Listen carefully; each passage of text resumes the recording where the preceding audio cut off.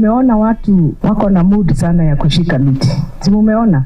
Watu wameanza kushika miti, strenuous exercises. Tafadhali, kama unataka kufanya hiyo fasting na kufanya strenuous exercise, kwanza uangaliwe. You must be medically fit. Hata wale watu wanakimbia. Mtu wa Mukangi anaenda 40 kilometers. Hapana.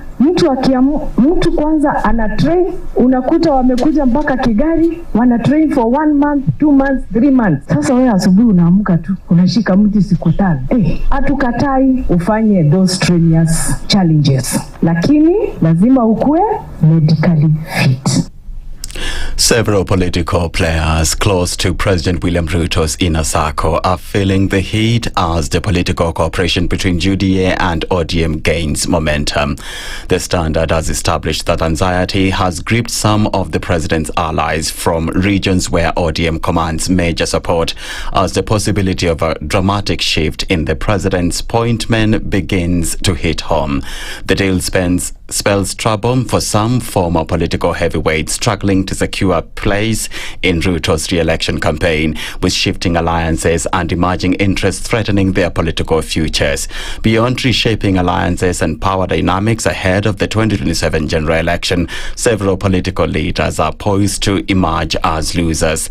If sealed and sustained, the pact between Ruto's UDA and Senator Oburu Oginga-led ODM could redraw political fault lines across key regions, including Western Kenya, Gusii, the Coast and Central Kenya.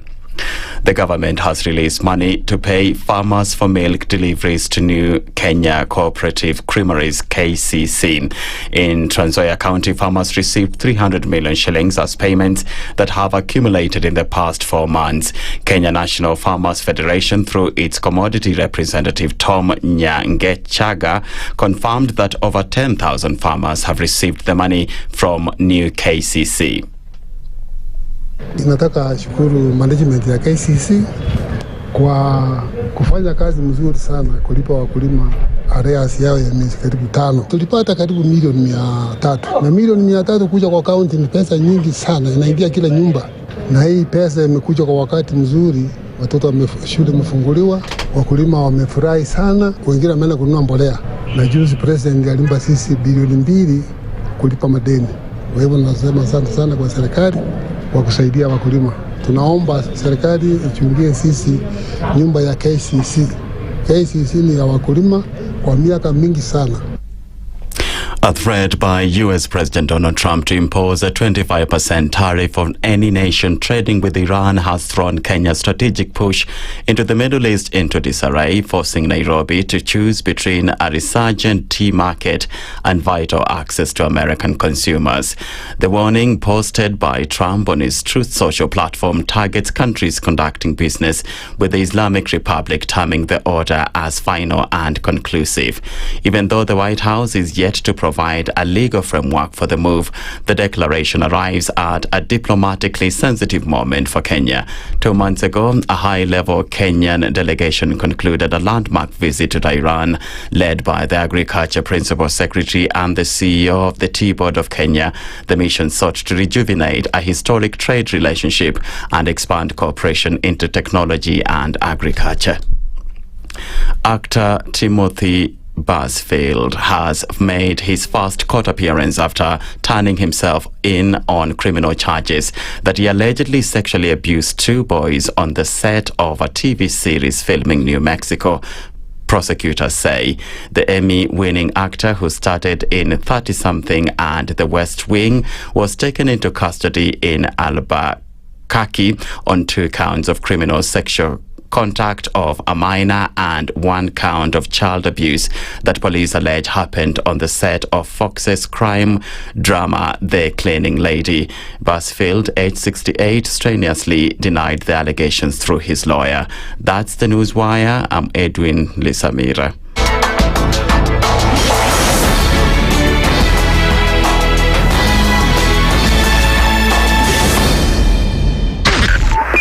.5 Spice FM, Kisumu. The following takes place from 6 a.m. to 10 a.m. every weekday on Spice FM. SRC's mandate is constitutional. It's not an advice. It's actually something you must do. Like now you abandon, of course, the narrative of wheelbarrow, Mutomjengo, Mamamboga, and all those, that rosy narrative. Your expenditure is 3.3 trillion, and you're collecting only 2.5. Out of that 2.5, you're spending 1.8 trillion to service loans and so forth. That the CDF kit, it's itself a symptom of corruption. This is the Situation Room, the only way to start your day. The following takes place from 6 a.m. to 10 a.m. every weekday on SpiceFM. Presidency is fairly interesting in the sense that it will actually take us to a new consciousness. Swali zile watu waulizi na swali muuliza na shangala ni aje kwani huku kunaendaje? 30 billion shillings annually on travel alone in public service. A Kenyan can even demonstrate every single day of his life that Ruto must go. That is the only message of his demonstration. That is his right. That bribe blinds the eyes of the wise and subverts the cause of those who are in the right. This is the Situation Room, the only way to start your day. The following takes place from 6 a.m. to 10 a.m. every weekday on SpiceFM. He is himself actually has admitted that he bribed members of parliament, so... he admitted that he bribed members of parliament? Well, when he said... The government. Yeah, when he said that he gave the 10 million was for what? We're always quick to point faults in somebody else before you look at your own faults as a person. If it was Kanu's day, hii amuka naye leo, ungekuwa umeenda bali sana hii. So when we must celebrate you. There are 600 million people now globally estimated to be living with diabetes in the world. So it is a major health problem. It's the largest single disease rising pandemic that we're dealing with right now. The Situation Room, Kenya's biggest conversation. The following takes place from 6 a.m. to 10 a.m. every weekday on SpiceFM. We look at the utterances of leaders who are aligned to broad-based, who are initially in ODM. We thought they stand for something. Now they've been exposed. Because we are a third world country, we are poor.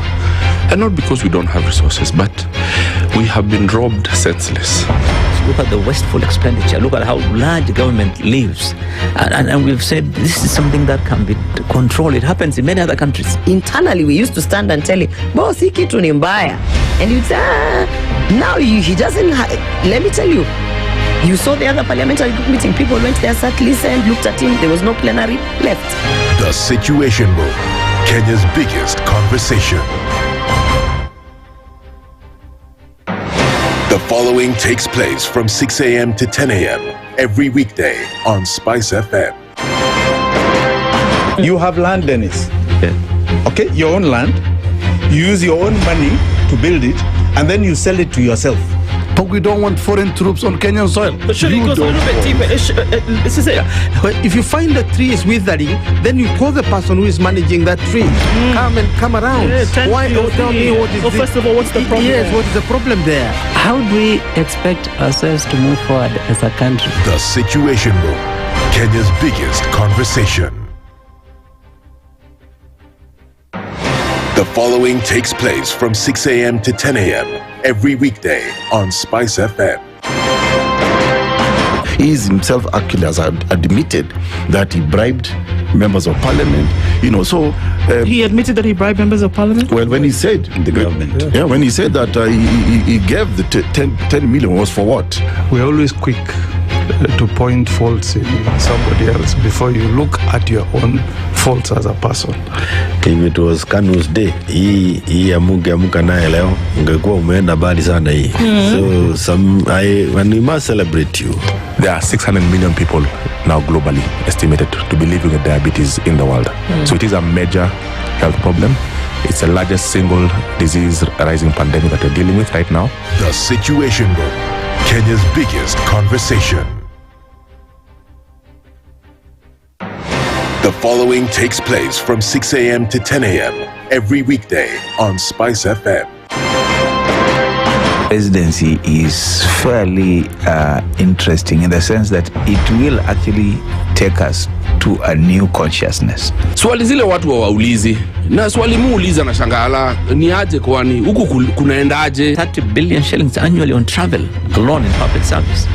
A Kenyan can even demonstrate every single day of his life that Ruto must go. That is the only message of his demonstration. That is his right. That bribe blinds the eyes of the wise and subverts the cause of those who are in the right. This is the Situation Room, the only way to start your day. The following takes place from 6 a.m. to 10 a.m. every weekday on The following takes place from 6 a.m. to 10 a.m. every weekday on SpiceFM. We look at the utterances of leaders who are aligned to broad-based, who are initially in ODM. We thought they stand for something. Now they've been exposed. Because we are a third world country, we are poor. And not because we don't have resources, but we have been robbed senseless. Look at the wasteful expenditure. Look at how large government lives. And we've said this is something that can be controlled. It happens in many other countries. Internally, we used to stand and tell him, boss, hii kitu ni mbaya. And you'd say, now he doesn't let me tell you. You saw the other parliamentary group meeting. People went there, sat, listened, looked at him. There was no plenary left. The Situation Room, Kenya's biggest conversation. The following takes place from 6 a.m. to 10 a.m. every weekday on SpiceFM. You have land, Denis. Okay, your own land. You use your own money to build it, and then you sell it to yourself. But we don't want foreign troops on Kenyan soil. But surely it goes a little bit deeper. This is it. If you find the tree is withering, then you call the person who is managing that tree. Come around. Why? Tell me what is first of all, what's the problem? Yes, what is the problem there? How do we expect ourselves to move forward as a country? The Situation Room, Kenya's biggest conversation. The following takes place from 6 a.m. to 10 a.m. every weekday on SpiceFM. He is himself actually has admitted that he bribed members of parliament. So he admitted that he bribed members of parliament. Well, when he said the government, when he said that he gave the 10 million was for what? We're always quick to point faults in somebody else before you look at your own faults as a person. If it was Kanu's day, hii amuka naye leo ungekuwa umeenda bali sana hii. So when we must celebrate you. There are 600 million people now globally estimated to be living with diabetes in the world. So it is a major health problem. It's the largest single disease rising pandemic that we're dealing with right now. The Situation Room, Kenya's biggest conversation. Mature, intelligent talk every morning. Spice up yourself. Mornings done right. 94.4 Spice FM, Nairobi. Broadcasting worldwide, Spice FM. Okay, we can do whatever. I mean, surely, after all. How are you? Good, yourself? I'm fine, thank you. Good morning. Good morning. How are things in the world of Aseto? Good. You're good? Good. How was your day yesterday? Good. Ulikuwa na kawasiwasi kidogo kiasi, lakini ziliendaje? Ilienda fiti? I told you. Yeah, ilienda fiti. Now alitoka, so now we are in the recovery stage. Fantastic. Yes. You see? Everything went well. These mums are strong, aren't they? These mums are strong. Yes, okay. We bless the name of the Lord and we thank him that she came out of it all right and that she's on the road to recovery. Let me tell you, it will always end in praise. Once you give it up. All she said is, nataka uji. Kumbe huko anaongea. Nataka uji. Okay, sorry. Not me, her. Oh, yeah, I know, but I was talking about the microphone. Oh, ilikuwa unajiongelesha all this time? Ni kama. Oh, wow. But we thank God, Yeah, we thank God. And we thank him that she's doing better, so that's great. Yes. So this mom's your mom, Evie's mom, everybody's on the mend, and we're very, very happy to hear that. And thank him for bringing us. Yes, for sure. That you will pass through the waters, but they will not consume you. Wait. They am feeling inspired. Passing through the waters, but they will not consume you. Kabisa. You must be a good swimmer, you know. I do swim, actually, but I mean, yeah. That's one of my favorite things to do, actually. In fact, now that you've talked about it, it's a possibility. It's a possibility. That I can enter the water this weekend. Yep. I actually love the pool at Nyayo. It's nice. It's intimidating in a good way. You know, it's Olympic size. It's other things deep. It is. That's where I trained. So yeah, I love it. That's actually one of my most favorite things to do. Actually, now that I think about it, swimming. So yes, now you've inspired me to do that. I will do that this weekend. I shall report back to you on Monday on how that was, God willing. Now that we've established that wewe uko salama, mimi, niko salama. Nice. I feel like I have a backlog of sleep. Okay. And you know the thing about the backlog of sleep is that you never really get it back. Unless you focus, like you enter the house, close all the windows, close all the doors. Today is darkness. The day. I'm going to sleep. But the thing is, you can never plan for it. Because the moment you plan for it, there's something that's just going to come and topple your plans. So you just do incognito, papa. You and Duvet, you say, hey, let me cover you. Let me cover you. Let me take you somewhere. Let us travel on this journey. Yeah. Inside into the abyss. Right. Literally. So that's actually what I'm going to think about doing, but I'm not going to say it out loud because the village uncles are watching and they could decide that something could go against my plans. I will not allow it. Awuor, good morning. Iko salama? Uko karibu na Joyline, muko salama? Okay, everybody's fine. Christine. Mali, uko salam. I saw you wrapping yourself in a colored cloth. Yeah. I don't know what's happening, but it's okay. We are hoping that you're well. Frank, I know as well. Frank allowed me to sleep for a whole hour. People, you'll just be blessed. People who bring sleep onto others, may God find you. In a good way. In a good way. We've reached Friday. Kamam Chezo. Here we are, the 16th of January. And we're going to talk about a couple of things today. Ugandans went to the polls yesterday. We're seeing some interesting numbers in terms of what happened there. But then what it means, are we seeing early leads, early results? What exactly are we seeing? We're going to have a number of... Provisional results. That's the word that we are looking for. Provisional results. And if anything, to go by these provisional results, we're going to have to wait and see what that is all about. Abi? Kabisa. All right. Let me tell you what we'll be talking about today. Now that we have established that the people here are okay, and everybody's doing fine, we are happy. So Friday's conversations in the Situation Room will start at 7 o'clock. Animals that you've been seeing dying all over the place. There's drought in Kenya, and just in case you didn't know, over half the counties in Kenya are affected by this drought in one way or another. Others more severe than the rest. Some really in dire straits and situations. May not even know what drought is. It just sounds like a fancy name to apply to stuff. We're going to be hearing about that today. What exactly is the issue? This one you cannot prevent it because it's already here. So what are we doing in terms of pressures and responses towards this drought? And how can you mitigate later? Because that's the word that's used in these circles. That you know the drought will come. Because of the geographical area that Kenya finds itself in and because of certain patterns, you know that certain things are going to happen. There's nothing you can do about it. It's like the people in Japan. They know that their land is prone to earthquakes. So what do? You prepare. Thank you, please. They use certain material to build their houses because what they're trying to do is to reduce the severity of damage should something happen. How? You know what they did best? Because it is a highly populated country and they're big in tech and development is high, all their buildings use something they call suspended foundation. Thank you, please. This is what we are talking about. And all that is called prevention. Sisi hapa tuko curative. It's okay. Yeah. Sasa unataka tufanyaje? City life. Okay.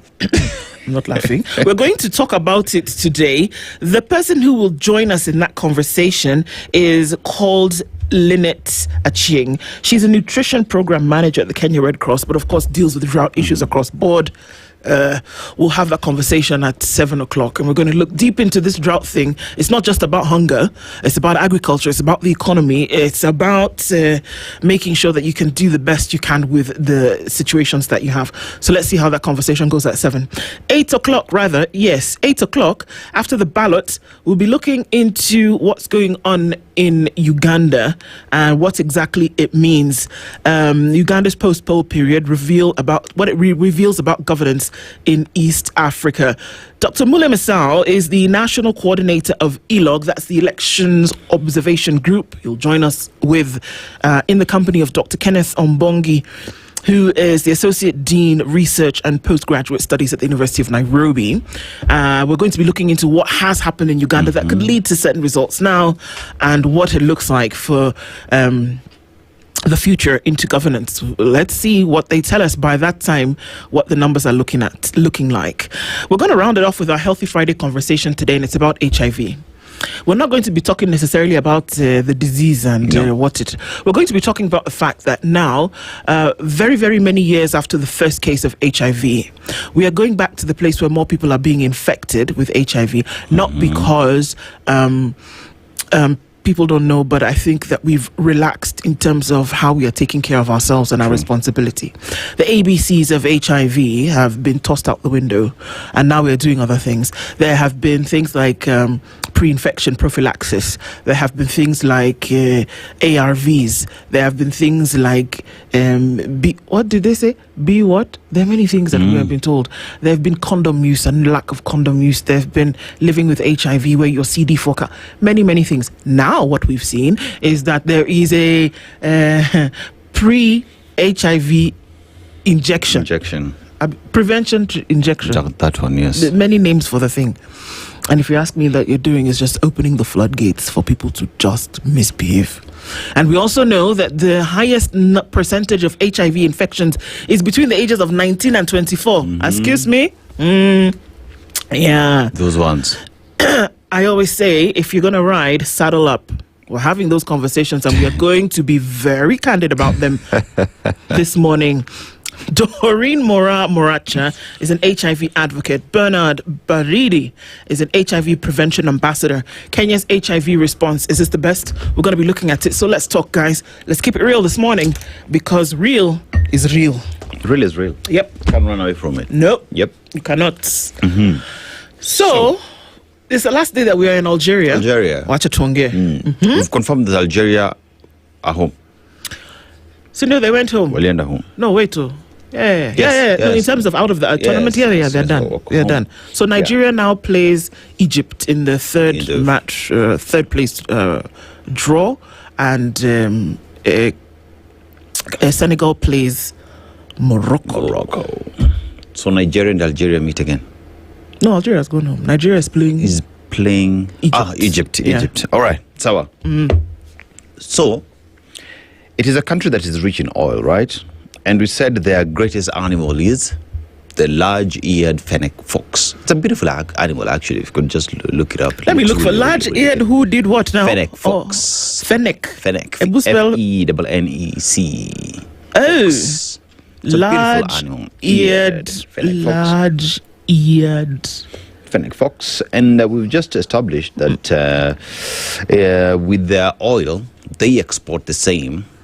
But one thing that is expensive in the country is water. Because 90% of the country is desert. Where you lied to us. Large-eared fennec fox. Ikitu ukilala siku.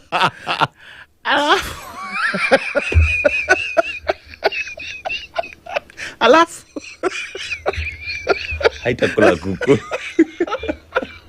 And then you wake up in the middle of the night and then somebody shows you this animal. My friend, you will meet your ancestors. You'd be surprised that there are people who are actually domesticating it. You know those cartoons whereby somebody is so scared that they run off and then they leave their skeleton behind. So now that's their version. I feel like Big Five. Crossing my chest looking at this animal.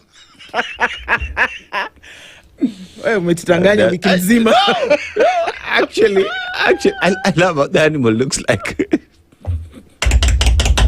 My lord. Anyway, yeah, so it's large-eared for real. Sheesh. Yeah, it's large-eared. Okay.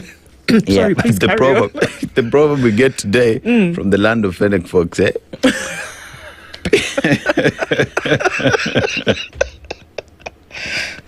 Yeah, that's what the proverb. People who do not know your virtues might do you harm. It's true. Yes. People who don't know what you really are about might want to hurt you. We come to a part, people are just making noise. No, I'm just here for the food, man. Yeah. Have a good time. I mean no harm. Yeah. I mean, can't we just live and love? Yeah. We want to. I'm not here against you. I'm just trying to make it work. Exactly. You're feeling tender. No, come on. If you knew what I was really about, then perhaps you wouldn't be so defensive. Relax. Yeah. And I guess we can do it too. Until you get to know somebody really, then you think that somebody's coming for you. Nobody's coming for you, my friend. Relax. I think also speaks about people that you surround yourself with. Are they people who are legitimately after your interests, or are they there to just have a good time? And after that, you're out. So I can combine this with the proverb that we had earlier that spoke in terms of surrounding yourself with people who understand you. So, people who do not know your virtues might do you harm. Like Ndu now does not know the virtues of the Fennec form. Like a cooler. Apana. That thing is Lucifer's cousin. What is that? Jeez, man. You get to the and you say, meow, meow. Never. Just make sure that you feed it. Because once it's full, it can't do nothing. Yikes. Yeah. All right, thank you, Sir God, because you really make some interesting things. We appreciate all creation. Good morning. Getting into, look, man, even with the tough times, very, very difficult ones in some cases. And I just thought about something today that, that there are people who mourn in silence, that there are people who suffer in silence, there are people who are going through a very, very, very difficult time and never breathe a word of it. Today, may you find, even if it is 2 minutes of grace, may you find that moment whereby you're able to breathe and really just leave everything and that it be lifted from your chest. May you find the answers that you are looking for today. May you find the reprieve that you need. And may you just operate in a space that at least takes a little bit of the pressure off of your mind. We need those moments as human beings every now and then. And if you find that today, I just hope that that's your portion. True. Sawa. I mean. Yep. And we take that to say good morning to everybody today. Kiari Peter is tuning from Mombasa. Accept people as they are, but place them where they belong. Hey, my friend. Hey. Kabisa. It's okay. It's okay. I don't have a problem with you. Lakini kauko. Kauko. You see where you belong. Pale kwa kona. Thanks. Uko there. It's true. You are the CEO of your life. Hire, fire, and promote accordingly. I want to meet you, Peter. All right. Don Sabo Ndu. Say good morning first now. CBK drained 9.2 trillion shillings to save the shilling's liquidity. It is a monetary policy. Yes, we are heading to single poor. Ask Aseto, what does it mean to Kenyan banks? And thank you, Aseto, for the answer. What it means for the Kenyan banks. So I'm just thinking, if you're spending over 9 trillion shillings to save the Kenyan shilling, what would that 9 shilling have done in the economy to stabilize the economy? It's swali too. If we invested that 9 trillion shillings into manufacturing, if we invested that 9 trillion shillings into education, if we invested that 9 trillion shillings into value addition, into resources that we have as a country, what would that do to cushion the Kenyan shilling? Yeah. Niswali too, unless I'm the one who does not understand mambo to do with the money, but I'm thinking it would have helped the country because we'd be exporting more. Yeah. Not importing more. To cheer up. Yeah. Oh, sorry. I just remember that we lost our match, Nigeria. So that means Egypt plays these other people. Egypt plays Algeria. Yeah. Huh? No, Algeria lost to us. Okay, Algeria lost to you. Algeria home. Algeria went home. Nigeria is also home. So Egypt plays Senegal beat. Who did Senegal beat? Senegal beat somebody. Anyway, the people that Senegal beat are playing Egypt. Yeah. on Saturday. That's tomorrow. All right, so that's what it looks like. Very good morning to you, Robert and Bogo tuning from Mombasa this morning. Dear Mama Tupac, we see you. Good morning. And my unborn child, Kabisa. Dun, dun, dun, dun, dun, dun, dun. Brian Otieno says, good morning, my beloved country. Good morning to you. Desmond Otis wants to know, between UDA and ODM, who is supposed to marry the other? Marry each other. You know how they say, I married you. It's okay, but did you marry me? Did you marry me? Difference. No, I married you. There's a big difference, my dear. I have to look at this something just properly. Important that who's saddling up anyway. Yeah, okay. Yeah. Hello, Princess Ndu. Good morning, Leo and Aseto. Could the Aso areas be left to the vagaries of drought because it's a successive administration cash cow? Drought equals offtake of the livestock and stipend giving. Well, that could be true. But in this case, nobody caused the drought. It's an environmental phenomenon. It's what you do with it. It is a natural occurrence. It is a natural occurrence. There's really very little that you can do to move that. It's going to be there, and you've already been told because of your geographical location, certain things are going to happen in a certain way. Now, once you're there, what do you actually do with it? And that's the question that's being asked. So yeah, people use it as a cash cow because you can't change the circumstances. They're constants. People use it as a cash cow because they can. Unfortunately, when I visited Tana River and Garissa, right, there are individuals who are actually huge in farming in those two because they're tapping into Tana River, right? Yeah. And today, instead of Garissa County and Tana River importing food from other parts of the country, right, they are now producing their own food. Yeah. Now, yesterday we were told there is that river that comes off Ethiopia, passes through Mandera, right? What are we doing with that river? Are we tapping into it for us to provide food? Are we using that water to plant hay for dry days? Ni kazi ya governor. Tutakunywa kahawa bado. You're bringing us hard questions. Now you get to understand why it's a cash cow, because everybody wants to make bank whenever drought hits. So That's true. Right, Mtula Oma is tuning from Preston in the UK this morning and says we need to talk about Uganda. What's the updates? Yes, we will be talking about that at some point today, and we'll give you updates in terms of what's going on. 800,000 grade 10s have not reported to school, and no one in government is concerned. It's so sad. Look, Daniel, good morning from the capital of Oil County, Turkana, where the town has woken up to a demonstration by students of Lodwar Boys High School for posting 74 Ds in KCSE. They want the principal out. Did the principal sit the exam? No. Okay.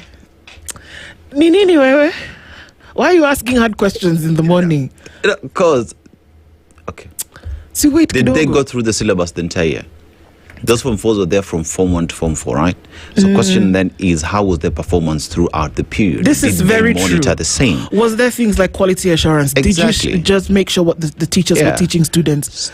Yeah, so if it's based on that fact that the principal did not follow through on the performance from Form 1, then there's reason. But then again, where were parents who every term received report cards of their children, and what did they do with that information together with the education officers in the area? Awuor has just said something fundamental. There's a team excuse me, there's a team called Manchester United. Ukikosa ku nini manager ndio you out, get away. In fact, right now they're dealing with who's going to be the next Man U boss, because you lose a couple of matches, they say, excuse me, this is not what we signed up for. So do the boys in Turkana have a point? You're supposed to be leading us in a particular direction. You didn't. Come and be going. Repeat. Oga, come and be going, I beg. Manchester United have had how many coaches so far? Have they improved? Sasa unaona sasa tena unataka kuleta stress asubuhi. Let's continue. Nini? It is an entire conversation about everybody. I don't know. Just not the principal. You woke up under the bed today. Huh? You woke up under the bed. Nini? Yeah. Huh? Yeah, so. Okay. Yeah. We need nationwide education mandamano at this point, says Rahim Tula. Okay. Jennifer Tenny says, good morning. Neighbor. Aseto. Hi. And Spice family. Enjoy your Friday. Good morning to you and Karibu Sana. My prince, good morning, everybody. When you marry somebody with a debt, do you marry the debt? Yes. Hey. Where you go, I go. Where you stay, I stay. I will follow you in sickness and in health. In richer, for poorer. For all those other things that people used to say. For death, or without death. Till death, bas. Till death. Thank you very much. For better, for us. What you eat, I eat. Where you sleep, I sleep. Together. What forever. I owe, you owe. Thank you, please, very much. So there's your answer. As you are marrying, you have married everything. Friend, avoid auctioneers at all costs. Pay the debt. Bernard says, what's the situation in UG? We'll be talking about that in just a while. I'll give you updates, of course, as we go along. Goka, really, says, good morning, Team Spice. Grade 10 students' last day of reporting is today. Sasa 800,000 students walikuwa mshaanza kwenda jana, then today they should be in school. Okay. Situation for parents have not changed yet, so. Washington, okay, chi. You know, you might say okay, chi. Me, I say okay, chi. Good morning, Spice family. Guys, it's freezing in Boston. I would imagine the eastern United States is not fun right about now. Dan Steelagat says, good morning. Heading to Singapore, surely and steadily with our eyes wide open and our brains tightly closed. Kabisa. Nyakundi Manuel says, good morning, Ndu. How are you? I'm fine, thank you. Uganda have a blessed Friday. Eh?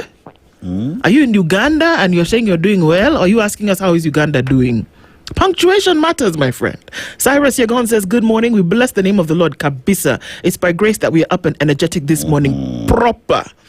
Good morning. While M7 switched off the internet, Kenyans are streaming live on TikTok qua ground. I saw my hometown. Things are peaceful. But Wajinga Sisi, the youth fund, similar to Nyota Fund, gave M7 votes. Cindy, Christina, good morning to you, my sister. Raimtula, you also suffer from insomnia once in a while. Let me tell you, there's a thing called magnesium. Raimtula, go to your pharmacy. Ask for a dose. Go to your PD. Sasa wewe unaongea kitu kingine. And then report back here on Monday. Tell you good things will happen for you. Good morning, good people. So Raimtula, just do and also, you know what helps? Kiwi and watermelon. Eat it before you go to bed. Just call me Dr. Ndu. I tell you, things will happen nicely for you. Desmond, good morning. Who you Ndu? Mimi sasa. Ni kama ameongezwa mshahara, haki energy yote ametoa wapi? Let me tell you, Maina. It's okay. Good morning. Good morning.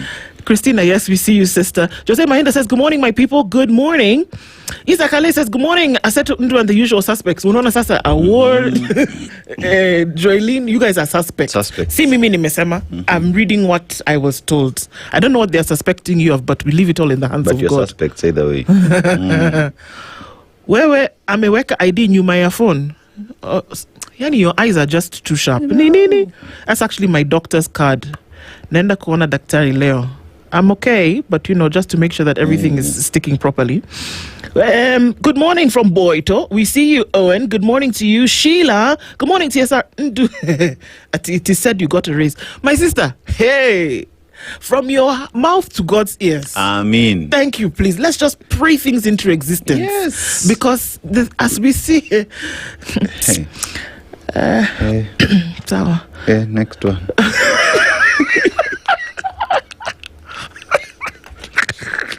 If you speak out loud, people will hear you.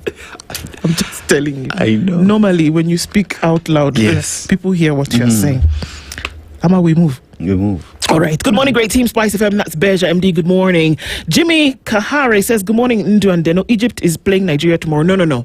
Nigeria is out because we lost to Morocco. So Morocco plays Egypt. That's it in the final, in the third place match. Yeah. All right. Good morning, Ndu and Aseto. Senegal beat Egypt. Yes, they did. They will now face Nigeria in the third place. No. Nigeria is out because we lost to Morocco. Leban, you're asking questions of 1 year ago. Let's move forward, Jameni. Good morning, everybody. Now, Apenda Sana, wishing you a blessed day ahead. Carol, we see you. Good morning to you. Kenya Home says, good morning, Dennis Ndu. If you see anyone in leadership, please direct them to Kiharu. That's where the leadership benchmarking is happening. Accountability and results. Good morning, Team Spice. Happy Friday. That's Brian. Good morning to you. Tibbs Muga is also here. People attend weddings for food. Yes, they do, interestingly enough. And Eric Awuor says, Super Eagles went home yesterday. Yes, I've said this. They did. I'm ready for today's discussion. Emily, we see you. Good morning. And Eric, was that your way of saying good morning? Well, good morning to you. Atieno, good morning. Where have you been? I hope you're doing okay. Good morning as well to you, George Boyu. Yes, I've got this all confused. Nigeria went home. They lost the match, so they cannot be playing in the third place.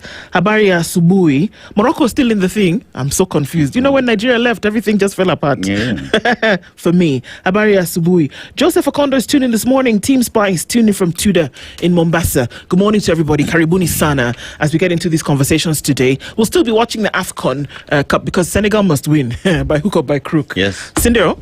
All right. Let's look into the headlines today, and we'll start off in Kenya's bold newspaper, The Standard. Hey, are you seated? Yeah. This one you need to sit down for it. This one you need to buckle up. Yeah, you need to. Ta-da. What did you supply this time round? Let me tell you. NYS 3 bombshell. Shocking revelations by the Ethics and Anti-Corruption Commission suggest the National Youth Service remains a cash cow for tenderpreneurs. If the claims withstand scrutiny in court, in the latest scheme, Ben Gevi and his associates are accused of billing the government more than 6.2 billion shillings for supplies allegedly delivered to the service. But an inspection of NYS stores found no evidence that items such as boots and cooking oil were ever supplied. Even the supposed deliveries of pineapples and corned beef existed only on paper. But there's a twist. The Director of Public Prosecution says the evidence is faulty and the case is weak. Okay. Evidence is faulty. And the case? Weak. Okay. For me, it's very simple. If this cup, you said this cup on paper is in the store, and I go to the store, as in you've said it's there now, because on that sheet you would have seen, for example, that if it had been used, expended, it would be marked as used and expended, and it would not be available for invoice tracking. So I go to the store, and this cup then doesn't exist. To me, that is evidence that the thing is not there. Yes. Abi? I'm just asking. Maybe it happens differently in the law. And even if you got there and you did not find that cup, then there has to be a record that that cup has been taken from the store. Yeah. Right? It's very true. Because there is always a storekeeper with records who signs what's in and what is out. That's what we would expect. George Boyu, you said I didn't greet you. I greeted you now, bros. George Boyu, very good morning to you. Salam zako. And we wish you a good morning and a wonderful day. That is it. I can never forget anybody intentionally. LSK sues. People are just suing everybody up and down. LSK sues AG and Health Ministry over 209 billion shilling data deal with the US. They've said this thing, forget about it. We're not going. On the next page, a man has sued Safaricom in a mobile phone ownership row. They've said, this is mine, whatever. Okay, we'll look into the details of that story, but people are just suing everybody like they're passing out hot dogs at the state fair. Suspect in 1.2 million shillings heroin seizure freed on bond. They said, okay, maybe that one we can let you go at least for now on your own recognizance. Feeding on air. There was NYS 1. Is the case still going on? Hello? There was NYS 2. Is this still happening? Now there could be NYS 3. Yeah, 6.2 billion shillings worth. The best things happen in threes. Yeah. So, this is just solidifying the thing. Yo. Yeah? Why is there darkness in the studio? The first NYS was 790 million, no? Yeah. Now we're playing at 6.2 B. BBB. Hey, the trajectory is... It's wonderful. It's wonderful. Why do things times 2 when you can do times 10? 3, yeah. Why? Why? Uganda elections marred by delays and technical hitches. There are some updates as Uganda decides. We're carrying some of those stories as well. And like I said, we'll have a conversation about that later. Also, this story about KQ. How KQ's fortune sank and a pilot's rescue plan. That rescue plan, I come and sell you parts of your own plane. Police stop looters at Wamatangi's flattened premises. All a little bit too late, don't you think? The police coming in when looters have already taken most of the thing. It would have been nice if they'd not been there in the first place. I mean, one day they had to offer security even when people were openly looting and destroying people's property. So what exactly were you doing there? One would think. Also, Kotu backs court order on state hiring of private law companies. I'm not surprised because Kotu has used quite a number of those themselves. Also, Ruto allies on edge as the ODM deal rocks 2027 plans. Also, we're looking at Justice Mwita defends decision in medical case where a child dies. Also, it was interesting to see that Justice Chacha Mwita applied to be judge of the Supreme Court, and we know that those interviews are currently going on. So there are quite a number of things happening in these spaces. We'll come back and then be able to discuss some of these stories. Okay, now let me just do this football thing once and for all, because I will be watching this football this weekend. Senegal play Morocco, like I said, in the final. Sawa. Morocco are the hosts. They beat everybody on their side. Senegal did the same and are going. They're playing at the Prince Moulay Abdallah Stadium in Rabat on Sunday. Sawa. The third place match, they're telling us we will play for third place. Meanwhile, how are we playing for third place when we lost? So you lost against who? We lost to Morocco, who is in the final. So you lost to Morocco, who are in the final, right? Yes. So Egypt should actually play the third place match with these other fellows who lost to Senegal. So Egypt is... Okay. We are playing Egypt. You're playing Egypt? Yeah. So you're playing for third place. Why are we playing when we lost? Because you lost to Morocco. Yes, duh. Yeah, right. Okay. You lost to Morocco. Yeah. Thank you very much. Yes. So we have not gone home, Eric. Not gone home yet. We've not gone home. We're still in Morocco. Yeah. We die here. Yeah. Don't worry, the drugs are still inside the system. We're still here. Yeah.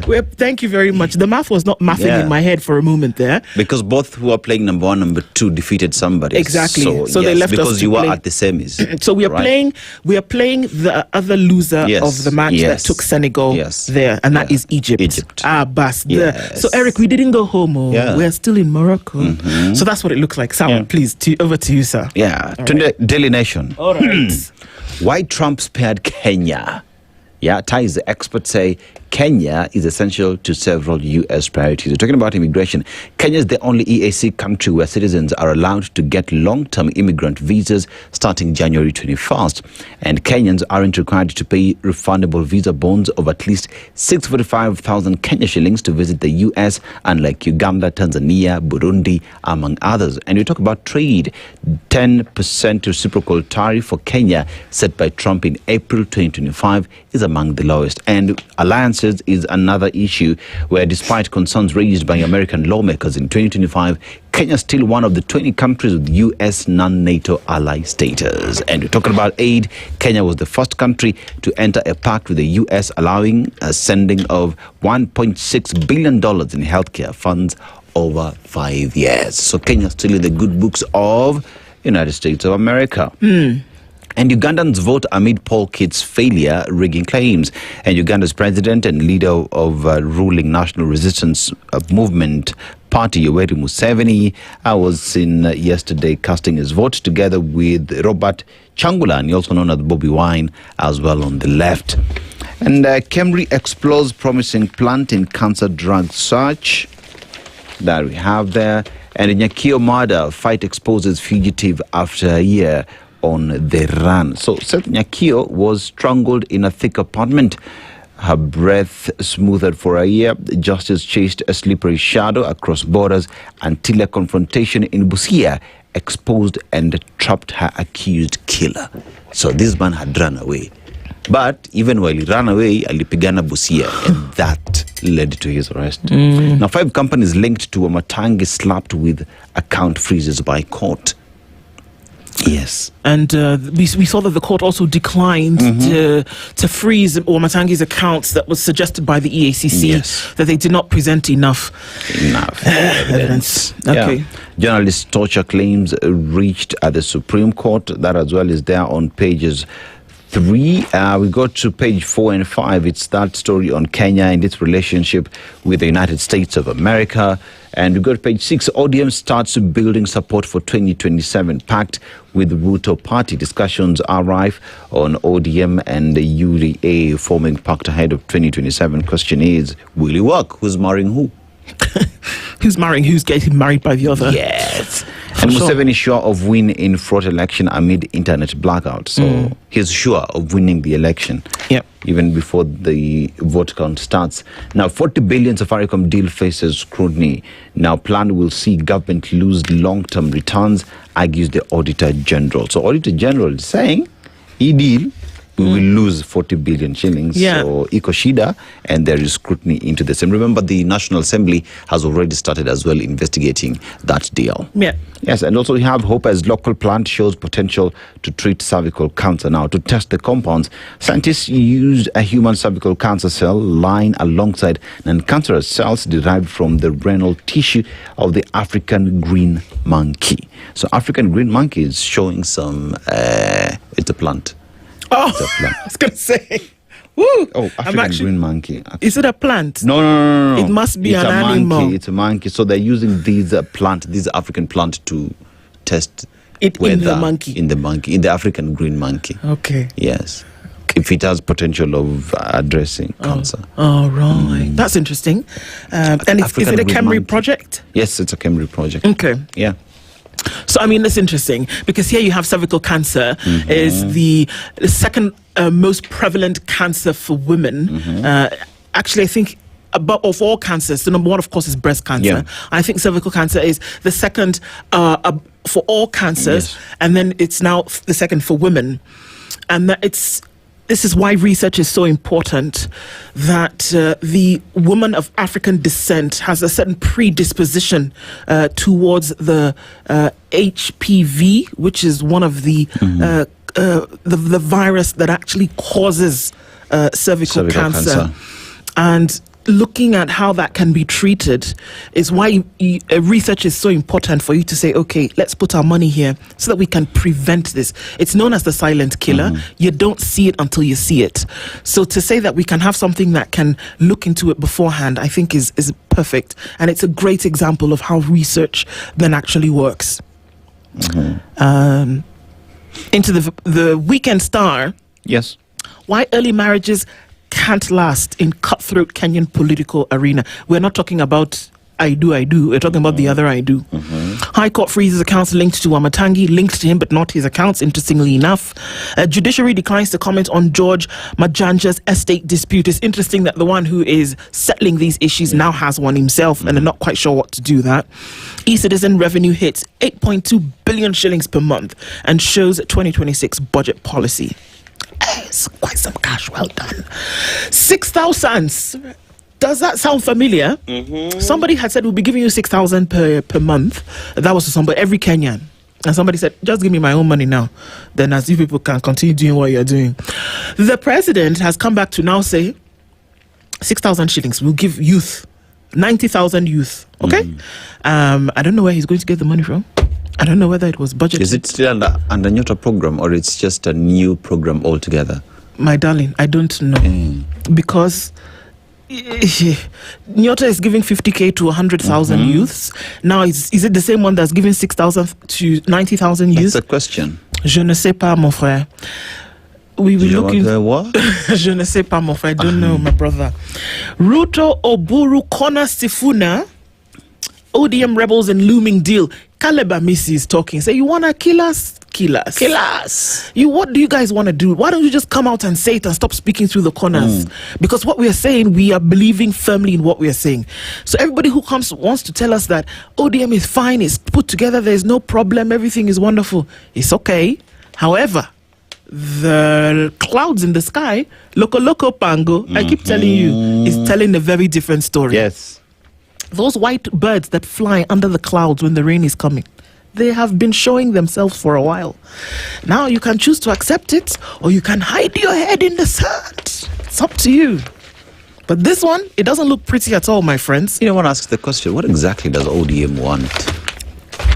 I don't know if it's what they want, but for me, one thing rings very clear here. the leader of that party was one late Raila Odinga. And it is very clear that in his absence, that it is difficult for people to keep things together. There are few people who are saying, let's just stay on the path that this guy fought for 30 years.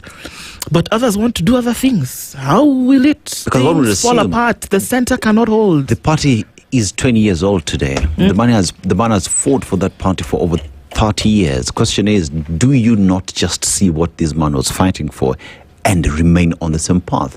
Why is everybody all over the place? One asks the question, why you in that party legitimately, or why are you just there because Baba said Tosha? There's a saying in Pidgin. There's a saying in Pidgin, in Pidgin English.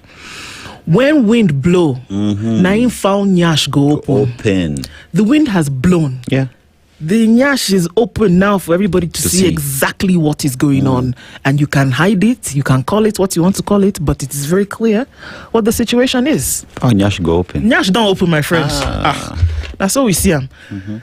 Can I tell you another place where nyash don't open? Yes. NYS 3 bombshell. They've not solved number 1, they've not solved number 2, but no sooner than there is number 3. This time, you're feeding on air. Fresh revelations have emerged of an intricate scheme intended to siphon billions of taxpayers' money in yet another National Youth Service scandal. Investigators claim that in the latest NYS scandal, Kenyans almost paid over 6.2 billion shillings for food the youth service never ate, uniforms it never wore, boots they never touched, that never touched the ground, and diesel that never burned. However, the suspects may not go to full trial as a standoff between the Ethics and Anti-Corruption Commission and the Office of the Director of Public Prosecutions threatens to derail their case. Now they're fighting amongst themselves. While the EACC claims it has watertight evidence to prosecute, the DPP, Benson Ingonga, has twice in separate letters dismissed the scheme, stating that there is no evidence to recommend criminal charges against the suspects led by businessman Ben Gethi Wagoi. Gethi first hit the headlines in 2015 when the infamous 700... He was there before. Yes. People are not serious. 791 billion shilling scandal. NYS Season 1. I'm telling you, J.J. Abrams needs to come here. Season 1 erupted after investigators uncovered the loss of millions through irregular payments to a network of companies for supplies allegedly delivered in the youth agency. This, together with a second wave of 468 million shillings in NYS 2, shocked Kenyans, prompting arrests, parliamentary probes, and the suspension of senior government officials, including former Devolution PS Peter Mangiti and Youth Affairs PS Lilian Omolo. Investigators now allege that as Kenyans focus on the earlier scandals, suppliers and insiders were quietly preparing a far more audacious fraud, one that relied not on immediate cash transfers, but on carefully manipulated paperwork. Details of the alleged scheme are contained in the latest court filings at the Milimani Anti-Corruption High Court. Over 3 years, a network of private suppliers and senior NYS officials allegedly constructed one of the most elaborate paper-based frauds in the country's history, an attempt to extract 6.2 billion shillings from public coffers for goods that never existed. Between 2013 and 2016, the NYS accounting system was flooded with more than 15,000 invoices, delivery notes, inspection forms, and 277 local purchase orders for massive quantities of food, cooking fat, sugar, blankets, uniform, milk powder, fuel, and equipment, demanding billions of shillings in payment. You need to get a copy of the Standard newspaper today. Get a copy of that, or the e-paper if you cannot trot to town, because this one is a lot more serious than the other one. Because in this case, nothing ever arrived. Nope. And this has not been a 2026 issue. They've been flooding the system for the last 10 years. Hey, the punishment that's awaiting for some people doing press-ups is eating 10 eggs a day. You know, one asks the question, Ndu, right? So this is an investigation that has been done. There is evidence to it. So why not just look at what the evidence is saying and prosecute these people? Because We started with 790 million, then went to 400 billion. Today we're being told over 10 years, 6.4 billion shillings disappeared, was taken. When will you just sit and say, stop? Then again, look at it. It's the same institution over and over and over again. Why is the loophole, and why can't we just seal it? Is it that the loophole is there to benefit us, so if we seal it, to lose? And why, for Pete's sake, does the DPP not have an appetite to prosecute? That's the question. In his name, in his title. What does the second P stand for? It's prosecution. Public prosecution. Prosecution. You would why don't you want to just do what your title says? I'm wondering. Because by the time EACC is saying we have a watertight case, they have investigated each and every single aspect of it. One would hope that the DPP would look at the evidence that there is, go deeper into its own investigation, and prosecute. And then you come tomorrow and say that EACC doesn't have teeth. I beg you, it's 7 o'clock.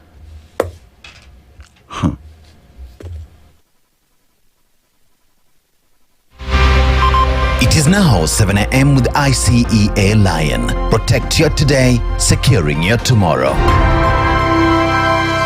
The latest news from around the world. 94.4 Spice FM.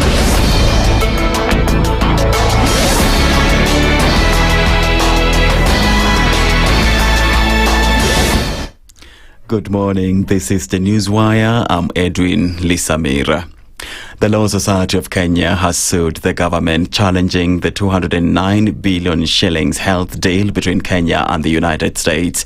LSK, in its case before the High Court, argues that the Health Cooperation Framework and a data sharing agreement seek to bypass the Constitution, as the US will, for 7 years, have unfettered access to Kenya's health data and will store and use it without clear remedy to data subjects.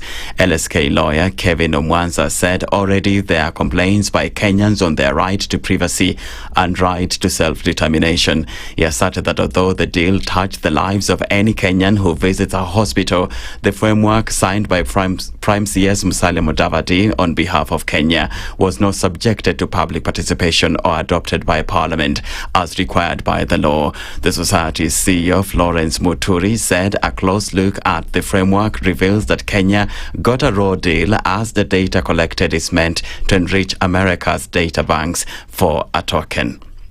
President William Ruto blamed Kenya's youth unemployment crisis on poor leadership in past administrations as he presided over the 6th edition of the Nyota Fund's disbursement in Wiper leader Kalonzo Musyoka's political stronghold on Thursday.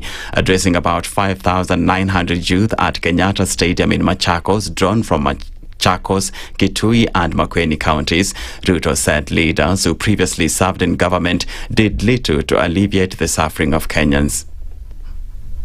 The challenge we have had is a challenge of leadership. Mtu tu anataka kupigiwa makofi morning evening, anaimbiwa na wamama morning evening, na hakuna kitu anafanya. He has no plan, he has no idea, he has no agenda, he has no program, he has no vision. Watu wanahangaika tu kuimbia huyu mtu left, right, center. Oh, bwana mkubwa, excellency, nani, nini. And let me tell you, we made a decision that we are going to change this country, and we are changing Kenya one step at a time. The Ministry of Education has announced that the placement window for grade 10 learners may be extended to allow all students facing challenges with placement to settle. Speaking to journalists after touring and inspecting several senior secondary schools in Kikuyu, Kiambu County, Basic Education PS Julius Bitok said the government has put measures in place to ensure that every learner is accommodated. Bitok emphasized that there are sufficient slots for all students completing junior secondary school, assuring patients that no learner will be left out of the education system. So far, we are confident, and we know that the numbers are growing slowly, but we are confident that by tomorrow, these numbers will be up. We have been discussing in the ministry, and we are thinking of actually extending the deadline a little bit to accommodate those who come in late. And consultations are still there, but we are hoping that the minister will be able to give a clear position of the government on this particular issue. But we want to encourage the learners that the deadline is tomorrow. Don't take more time. Concerns have been raised after 800,000 students failed to report despite today's deadline. Only 42% have reported, with most of them in C4 schools. President Yoweri Museveni of Uganda is widely expected to extend his 4-decade rule as vote counting in Thursday's contentious general election continues. Opposition leader Bobi Wine alleged widespread irregularities, saying massive ballot stuffing was reported everywhere. He also condemned the internet shutdown on election day, saying it was meant to prevent citizens and observers from seeing what was happening across the country. President Yoweri Museveni's advisor, Malam, said there is no possibility of the Electoral Commission of Uganda ever declaring Bobi Wine as winner of the elections.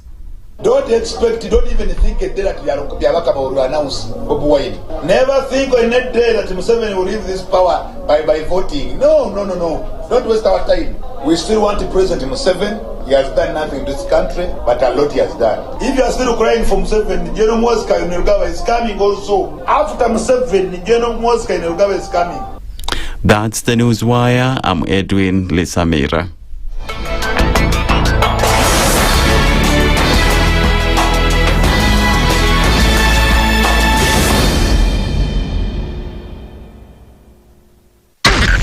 SpiceFM, Nakuru. Traffic.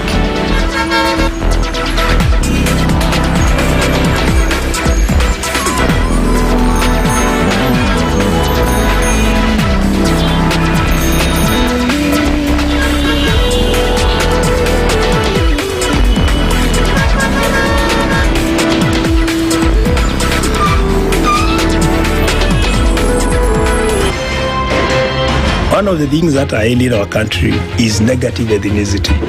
You find you as a state officer, instead of thinking as a Kenyan, you think like a tribal person. Let me tell you something. The biggest problem we have had in this country is a leadership deficit.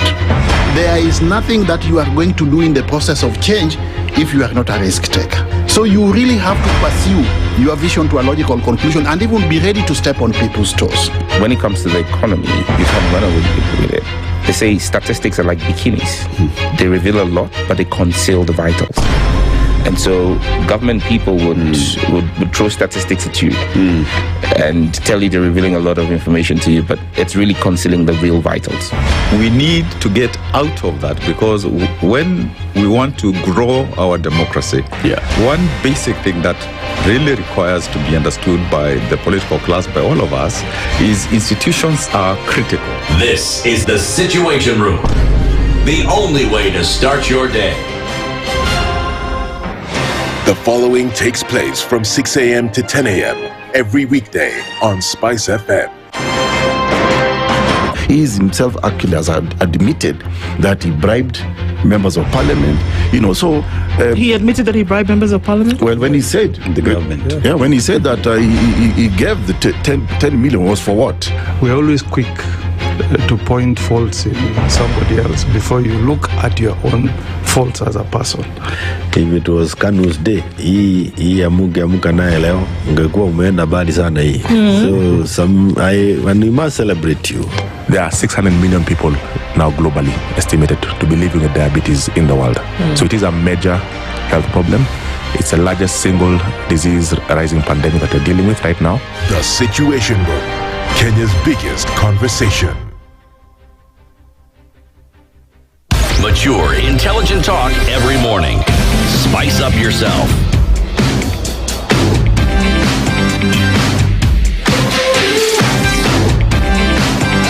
Mornings done right.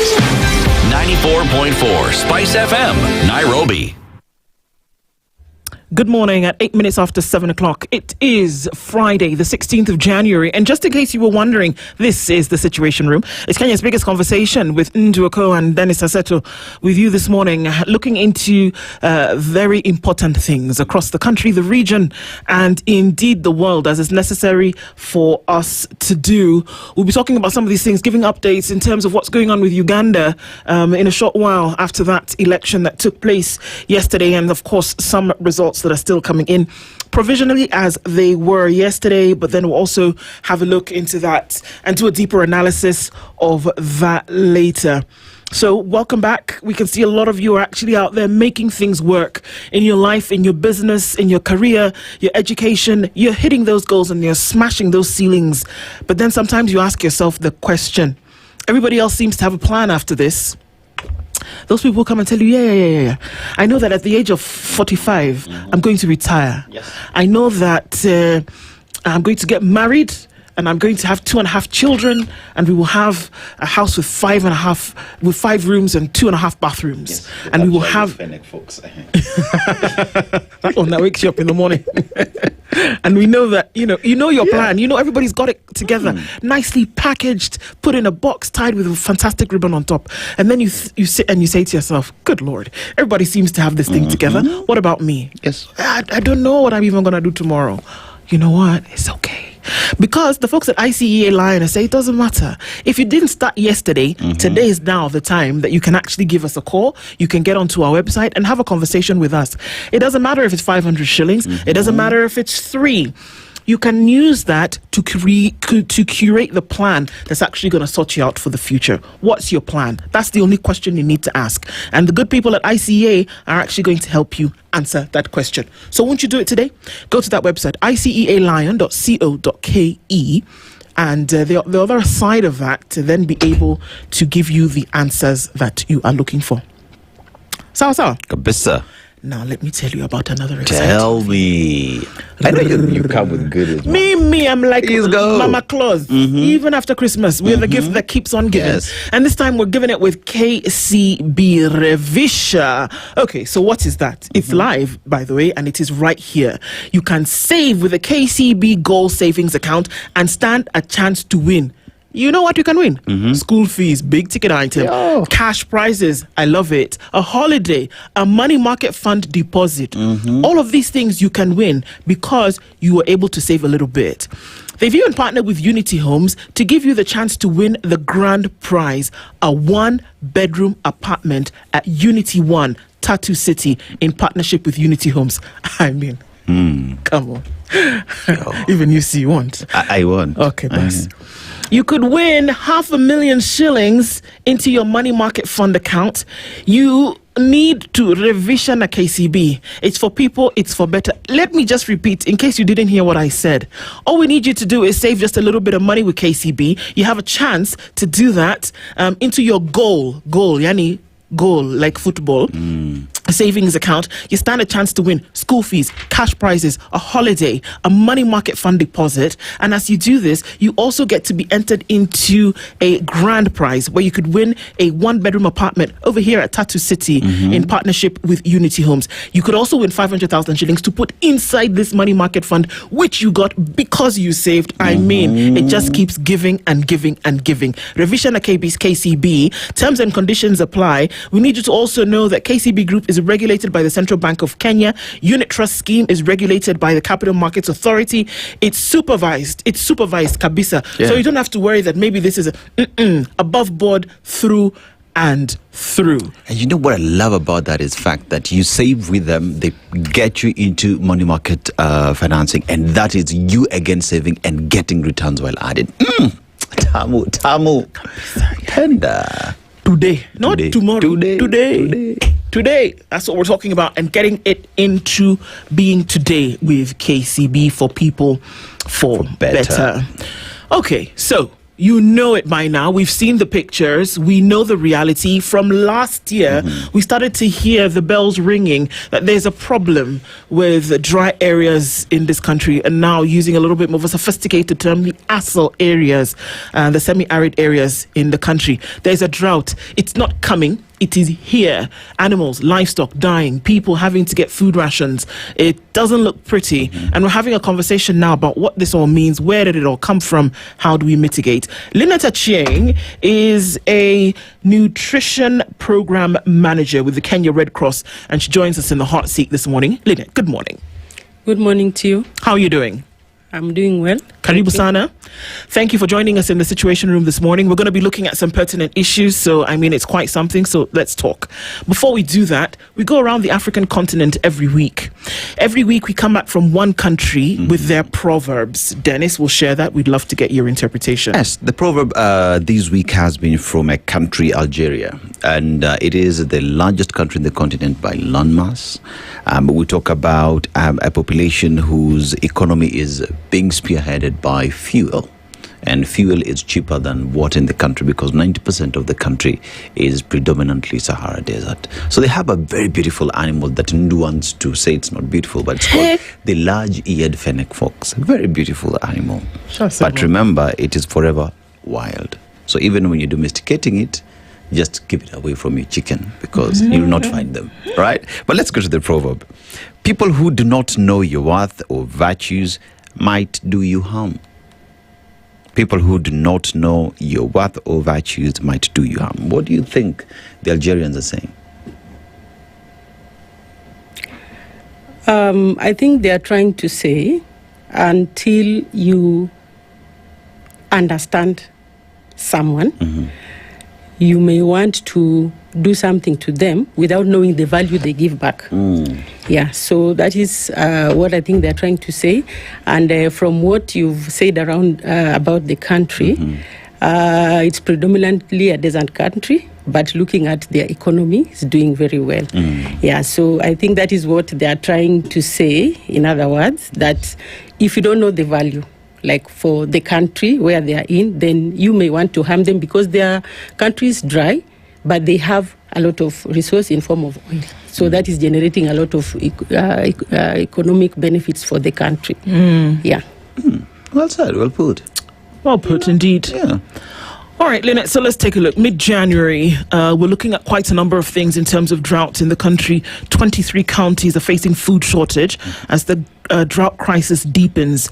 We're looking at a significant drought, particularly in the arid and semi-arid or the Assal lands and the northern and eastern regions, Mandera, Turkana, Wajir, Garissa, Tana River, Kilifi, Kwale, Isiolo, Marsabit.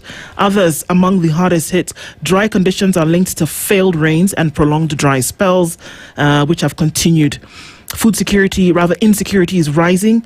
At least 23 out of Kenya's 47 counties are now facing acute food shortage due to the drought deepening. Millions affected by lack of water and poor harvests. Water scarcity in parts of Mandera County. Severe water shortages have killed livestock. Losses undermine pastoralist livelihoods. Millions are at risk.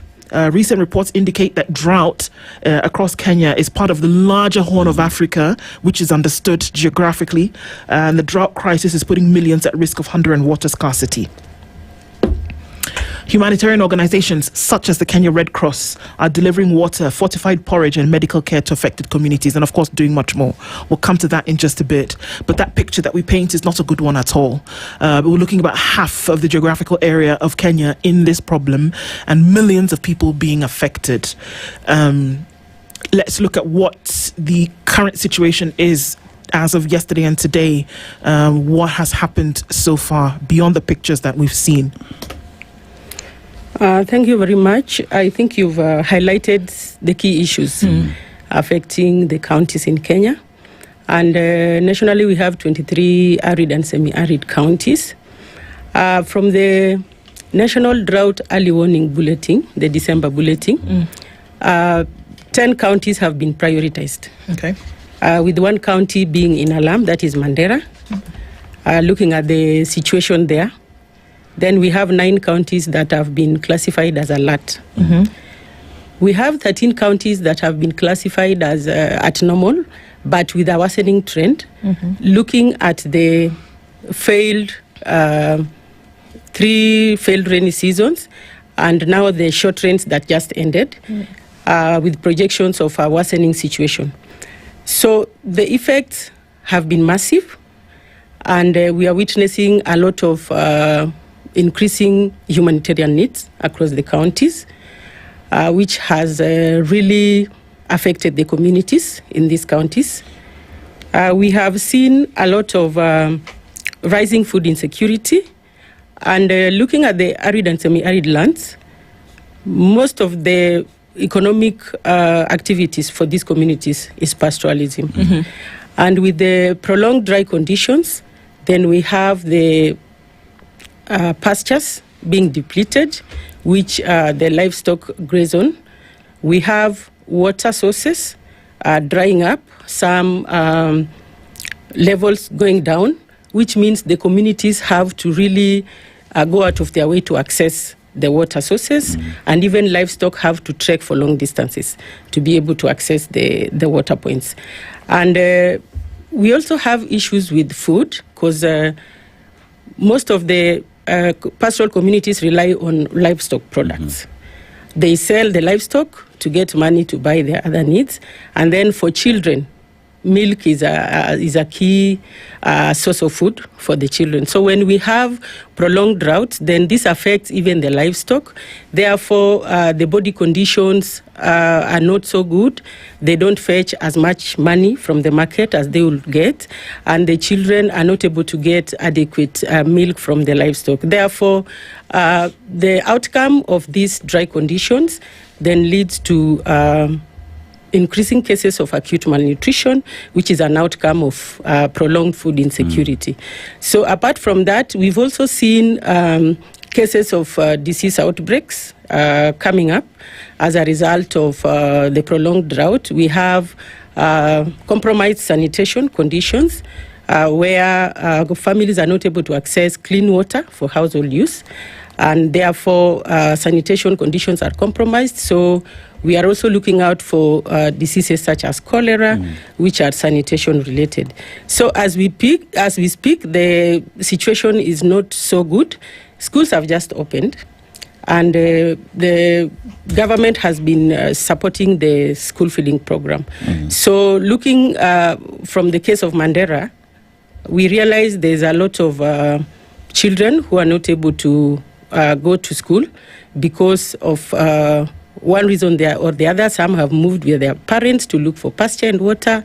Then we also have, because of the food insecurity at home, then they are not able to go to school. Okay. So it is also affecting attendance in school and retention of these children in school. So that is what I can say overally. And we expect the situation to persist up to around when we receive the long rain season, which is around the March, April, May season. Yeah. So, when you talk about the situation now, the dry season in the northern part of the country, when you go there, they tell you we even prefer floods to come because that is water. Flood is a less of a problem than drought. And the early warning systems that were given, one would have hoped that our boots would have been on the ground, tried to address the problem before the fact, because like you've just spoken, it is not just about animals dying. It is a bigger problem because now you're talking about sanitation, problems with cholera. We're talking about education. Children are not going to school. We're talking about malnutrition that will come over time, and this is expected to even get worse because I'm saying it's expected to get to around 4.1 million people who might be affected by the ongoing drought, which then asks the question, even as we speak right now, what is being done, and is it enough, even in the midterm or in the short-term period? I think based on the current situation, we have organizations, humanitarian organizations, working together with the local authorities, led by the national government and the counties, to put up resources to be able to support the communities based on the identified gaps. Okay. However, we are currently facing issue on funding, where we've had a drastic reduction in humanitarian funding. Kenya is not an exception. Therefore, we've had a lot of strains in terms of being able to support these communities based on the needs that are there. Okay. So what we are seeing now is a very reduced level of support across the humanitarian sector, and the needs are increasing, but the support we are having for these communities is not able to meet the needs that they have. Yeah, so we have a lot going on. The national government is taking lead in terms of coordination of humanitarian partners, but the support has reduced. And I want to say this from a point of Kenya Red Cross Society. We are trying to do so much with what we have in terms of resources. You have mentioned early warning, early action. This is really a key area that the country has invested in. And as a humanitarian organization, we are one of the partners who are also pushing early action to the communities. So one of the things that is happening as Kenya Red Cross, we are doing our humanitarian support across 3 pillars. Number 1 is the early action, where we are implementing anticipatory actions based on the forecasts that we receive. So when we have forecasts for drought in specific counties, then we prepare the communities and we implement certain interventions based on the crisis that has been projected. Before you go to number 2, can I hold on to that number 1? Because my question was going to be, you mentioned 3 failed rains, right? Yes. And the meteorological department is able to say when rain will come and when it's likely to fail. They do say this, and we know. So when we say 3 failed rains, this was over what period of time? 3 failed rain season. For now, we are talking from the short rains in 2024, which is October, November, December season. Then we also had below average long rains in 2025. That is the March, April, May long rains. And then also the short rains in October, November, December 2025. So this is about a year and a half. About a year and a half. Right. And you remember the country was still recovering from the previous Flooding, almost 5 failed rainy season, which was followed by flooding in the long rains in 2024. And then now we are back to the drought again. Okay. So what the picture you've painted is that there's a pattern, right? There's a pattern that can almost conclusively be followed by planning. That you know because of the geographical area. Look at the Horn. Look at the Horn, Ethiopia, Djibouti, Eritrea, Kenya, Sudan, South Sudan, and then, Uganda. You know that this area will suffer from things like this. I mean, the experts have told us that there will be patterns.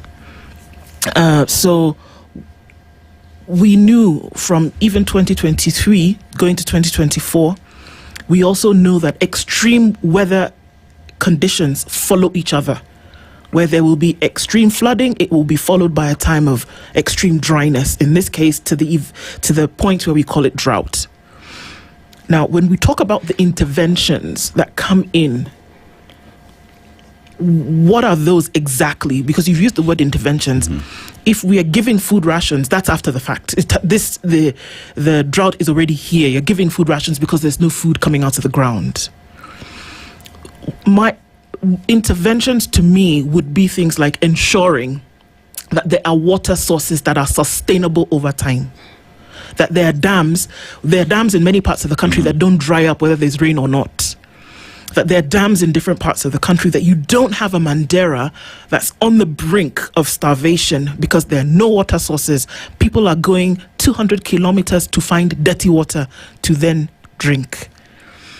So when we talk about an intervention, is it to mitigate a severe circumstance or is it to plan so that the damage is not so severe? I really want to understand that. Okay, that's what I was explaining, because the interventions cut across the 3 pillars that I was explaining. So we have the first level where we are talking about early action. And this is now where we already have our forecast. We have the triggers.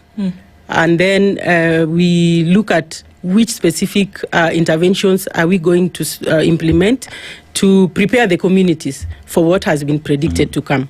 Like if it is a drought, we know pastures will be depleted, water sources will dry up, they will be moving, looking for pasture and water. So how do we ensure they continue accessing critical services like health services? So some of the early warning or anticipatory actions for drought that we look at is how do we empower the communities, like for pasture. When we have, during the peak season, they have enough pasture. How do we empower them so that they are able to preserve some of the pasture for the lean season. How do we also empower them in terms of providing them with pasture, fodder for the livestock, to prepare for the dry season, so that when the dry season comes, they already have that. For the water sources, the interventions to anticipate drought, we look at mapping, knowing where are these water sources, what needs to be done to enable the communities continue accessing water through these water points. So one of the things is ensuring the water points are functional, and for the ones that are not functional, then you rehabilitate based on the assessment that has been done. Currently, Kenya Red Cross has been able to assess around 216 water points in 12 counties, which have been mapped as hotspot for the drought, and we are currently rehabilitating around 64. So that is one of the anticipatory actions that we do. We prepare early. If there are open water sources, like open dams, then how do we ensure that they are desilted, so that when we have the rain season, then they are able to hold more water than when they are not desilted. They hold less water. Other water preservation technologies, we also look at strategic positioning of water storage facilities in the communities that have been mapped. So we do that in preparation. So the second level is the response. Now we have the drought. Again, it's like we continue the basic interventions that we have done, early action. We already rehabilitated our water points. Then we look at what can we enhance. Like for water, one of the response interventions is water tracking, providing water to the communities where they are. So we track water to the points where they have their livestock, to the points where they are able to easily collect this water.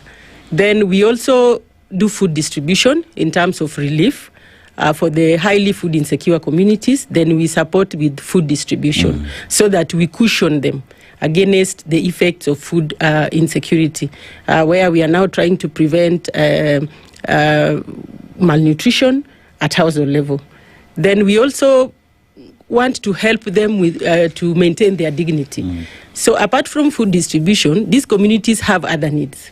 So we consider that, and also look at interventions like cash transfer, where they are able to choose and invest the money in the priority needs of the family. So we don't choose for them what they do with that cash. We call it unconditional cash transfer. Then they are able to have a dignified way of receiving the aid from the partners. The other intervention is health. We know the effects that come with the crisis like drought. We are also looking at when it is very dry, these communities tend to migrate, looking for pasture and water. So how do we ensure that they continue to access the critical health services? Because we have children who still need immunization, we have pregnant women who need to attend antenatal clinic, then we also have people who are sick. So how do we ensure that they continue to access these critical services? So those are some of the interventions that we look at. I happen to have been part of the anticipatory action that we did together in Garissa and Tana River. And this was to give the community knowledge on how to address or even to just read the focus whenever it comes there. And that together with IGAD in terms of sharing this information, it's something that you see there are others who picked it up and they know how to interpret all this information and prepare early. But even while at that, there is need for more investment into infrastructure, like construction of dams. It's not an easy thing, and Red Cross cannot do it alone. Other partners, like we've said, globally, funding has gone down.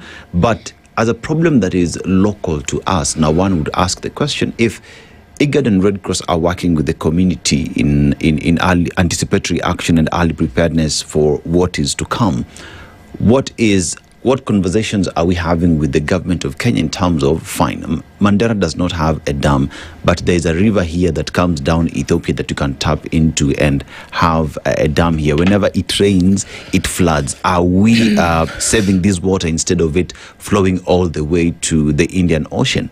Are this discussion being had? Because one would say, if we sort out the water problem, people will not even have to move because they have it there as a dam, and all we need to do is just to pipe it to where they are. Are we having those discussions with the government of Kenya? Yeah, those discussions are going on, and that brings me to my level 3. You remember I've explained level 1, early action, level 2, response. Now level 3, where we are looking at resilience building. Because what you are talking about is having long-term solutions, and we call it durable solutions. How do we ensure that these communities have long-term built-in structures to be able to support them to address these the complex emergencies that we are looking at?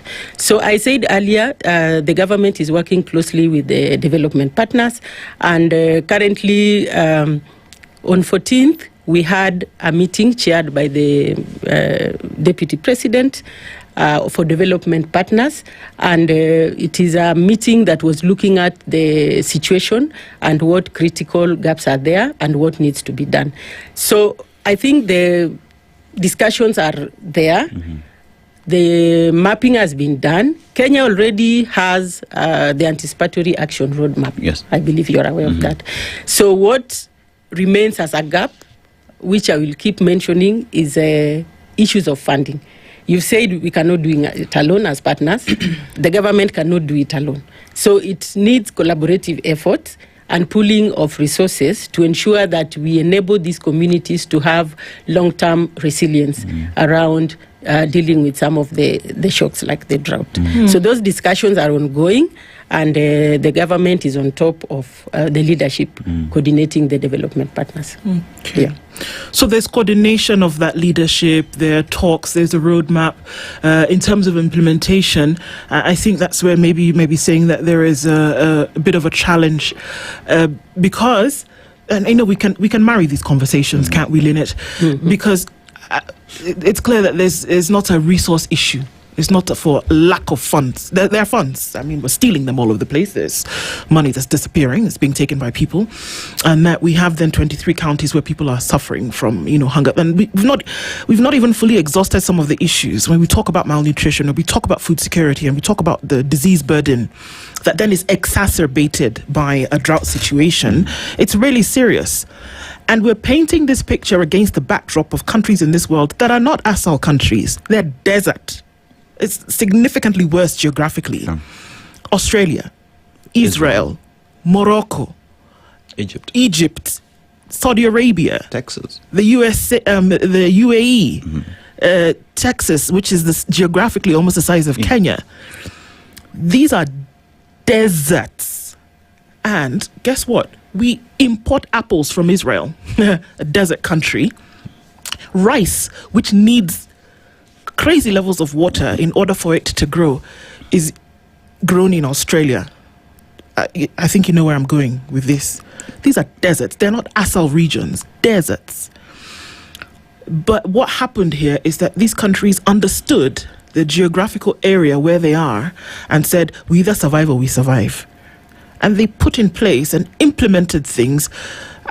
Is the Red Cross, because it's an international organization as well, is the Red Cross in Israel providing food rations for Israelis? It's not. It's not. So these problems have been here for years. It's not a 2024, 2025 issue. They've been here for years. But we seem to not be able to wrap ourselves around the implementation of some of these things, because there will be a severe weather pattern and people will die of hunger, livestock will be strewn across the place, and then we will mitigate. And we'll be in mitigation, but we will not be in sustainability. Why?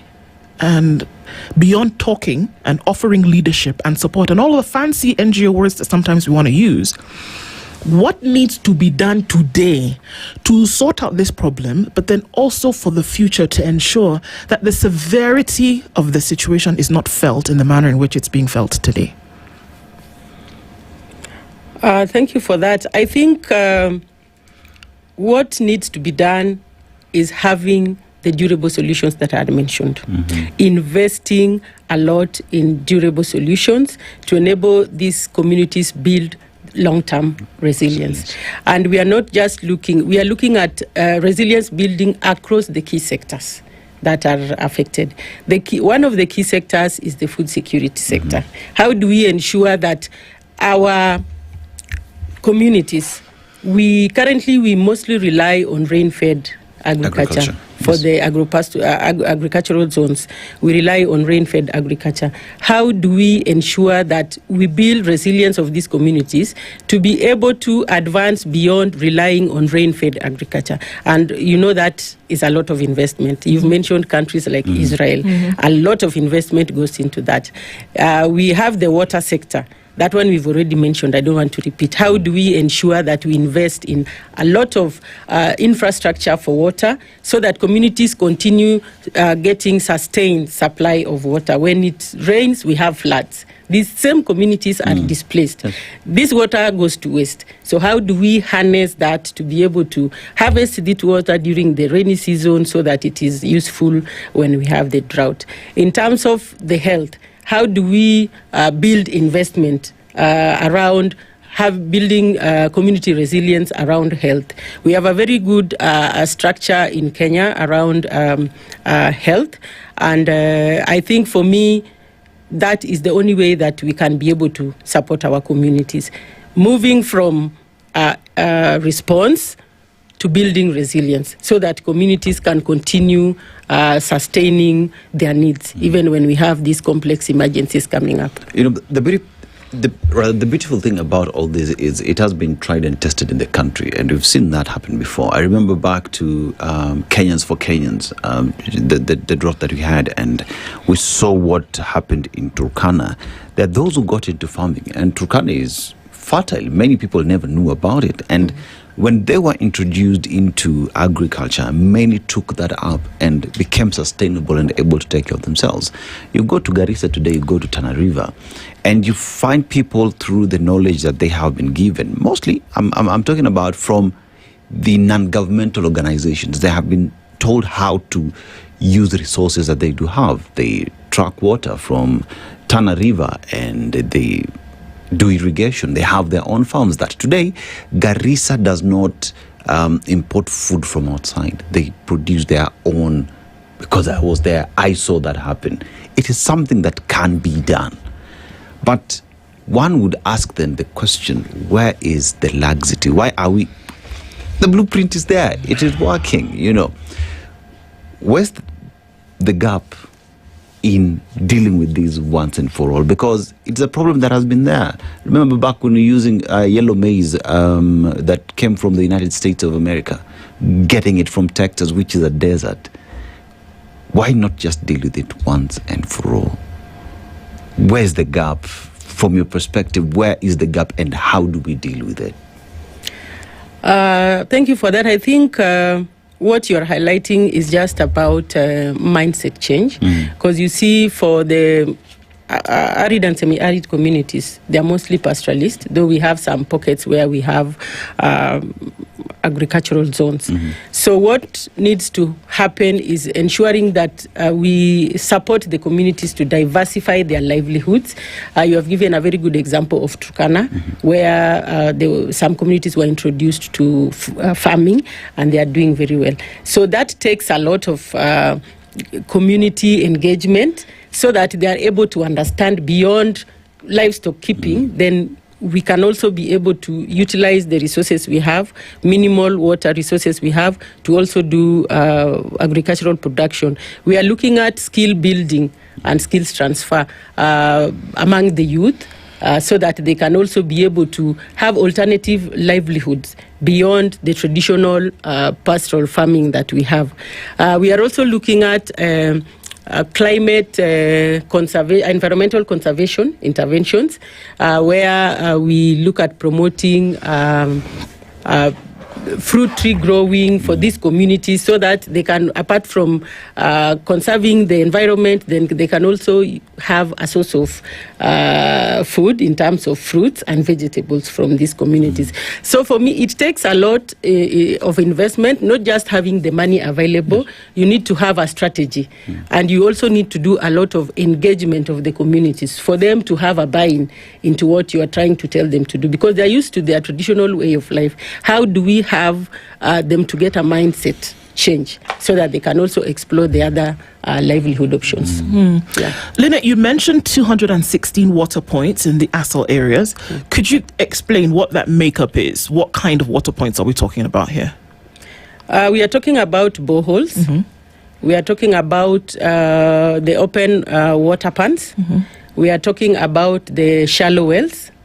Those are the key ones that we are looking at, because the seasonal rivers are normally during the rainy season they have water, during the dry season they dry up. So we are looking at boreholes, we are looking at shallow wells, we are looking at water pans, the community water pans that are done within the community. Those are the water sources we are looking at. Okay, and then what does rehabilitation look like for these that you mentioned that there's rehabilitation that's going on? What does that look like? So for rehabilitation, in most of these counties, the water sources, like for the boreholes, you find that they are normally solarized. So that they are solar powered, so that the communities are able to get the water from the boreholes. So what in terms of rehabilitation, we make an assessment of the water points, then look, because you find sometimes it's a good borehole, but maybe something just happened to the system, the solar system or maybe the pumping system. So those are the assessments we make, and then we repair based on what has been identified. Okay. For the water pans, then we look at when during the rainy season, they normally get water during the rainy season. So it comes with a lot of silt and fills up the water pan. So you find that very little water, it will hold very little water.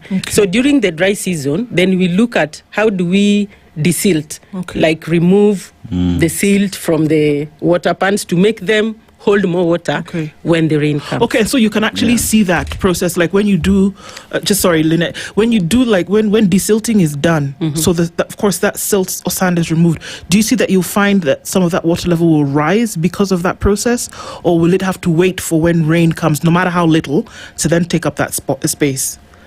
Yeah, you create more room for the water. So depending on the water table at that point, you could find more water filling the water pan, or it could wait if it's already dry. When the rain comes, then it will hold more water. Yeah, but you'll now remove the silt that is making the water level to not be so much. Okay. Yeah. Okay. People have also been receiving food from as early as November. October last year. How have you been? I mean, I think to then, and how many people are we looking at having received rations, and what are they receiving? And obviously it's humanitarian, so they're not paying for it, but what kind of food are they receiving and where? For Kenya Red Cross, we have been looking at communities at the household level, and then we have also been looking at the schools. I mentioned we need to also make sure the children in school get the food so that we sustain them, we retain them in school so that they don't, we reduce the cases of absenteeism. So for food distribution, Kenya Red Cross has been able to distribute food to around 17,700 households.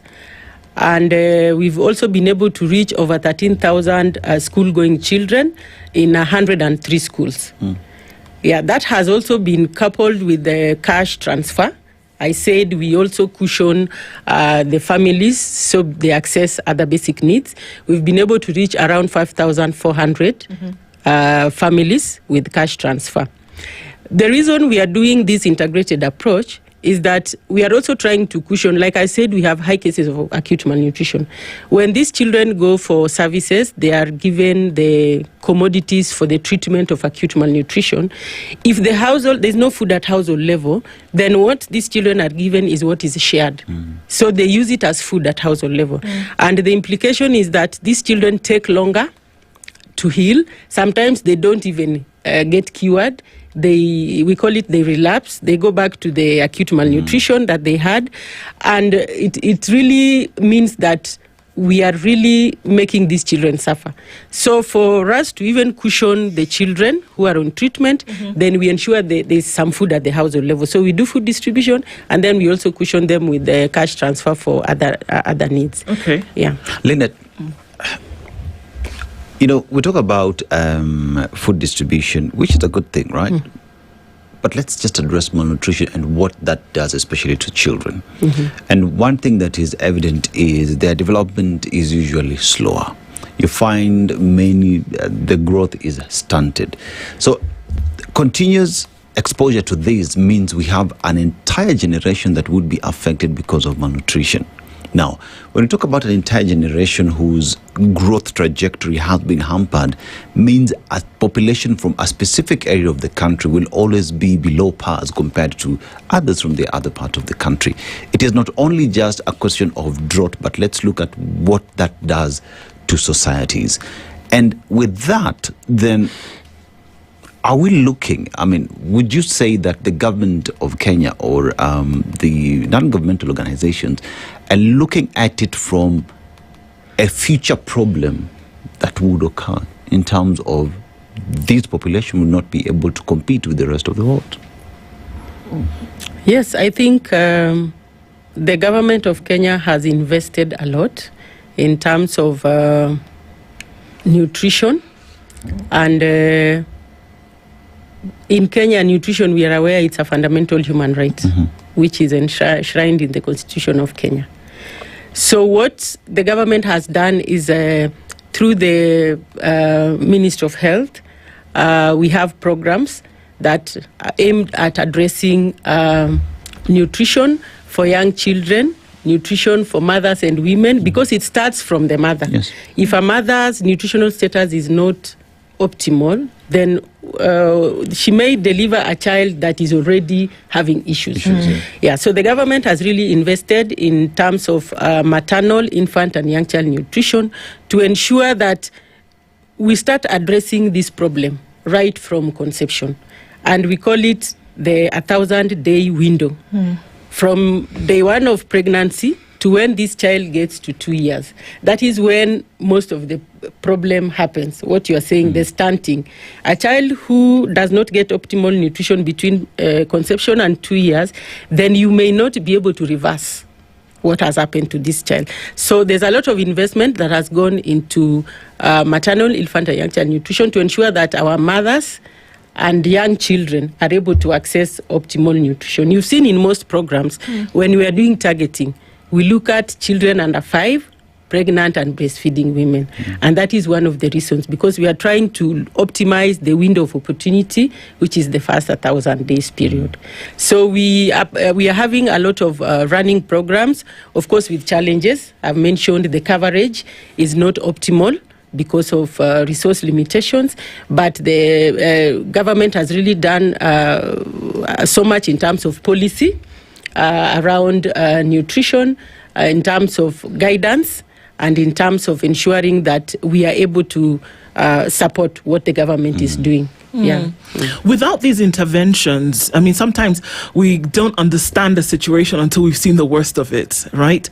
Without these interventions whereby, supplemental nutrition is given to children who are in these areas who then have to suffer from this, what would that look like? A child who is 5 years old should have reached a certain level. What would it look like without the interventions that, folks like yourselves are putting into place? One of the effects, I would say, is this child will not grow optimally as they will grow. And one of the effects that we will see is productivity. You've said having a population that does not have optimal nutritional status. Of course, the productivity will not be there. A child who is well-fed, and you look at a child who is not well-fed, even as they are playing, you will notice there's something wrong with the other child. So productivity is affected. We even have education outcomes as a result of the poor nutrition. A child who is malnourished may not perform well in class as a child who has optimal nutrition. And so what is the long-term effect? You have mentioned it. We'll have a population that is not able to compete because of the capacities we have as a result of poor nutrition. Those are some of the key effects that we are looking at. We might have discussions among non-governmental organizations who understand the situation. We'll have discussions with the governments whose the responsibility in investing in ensuring that all these disasters are taken care of early.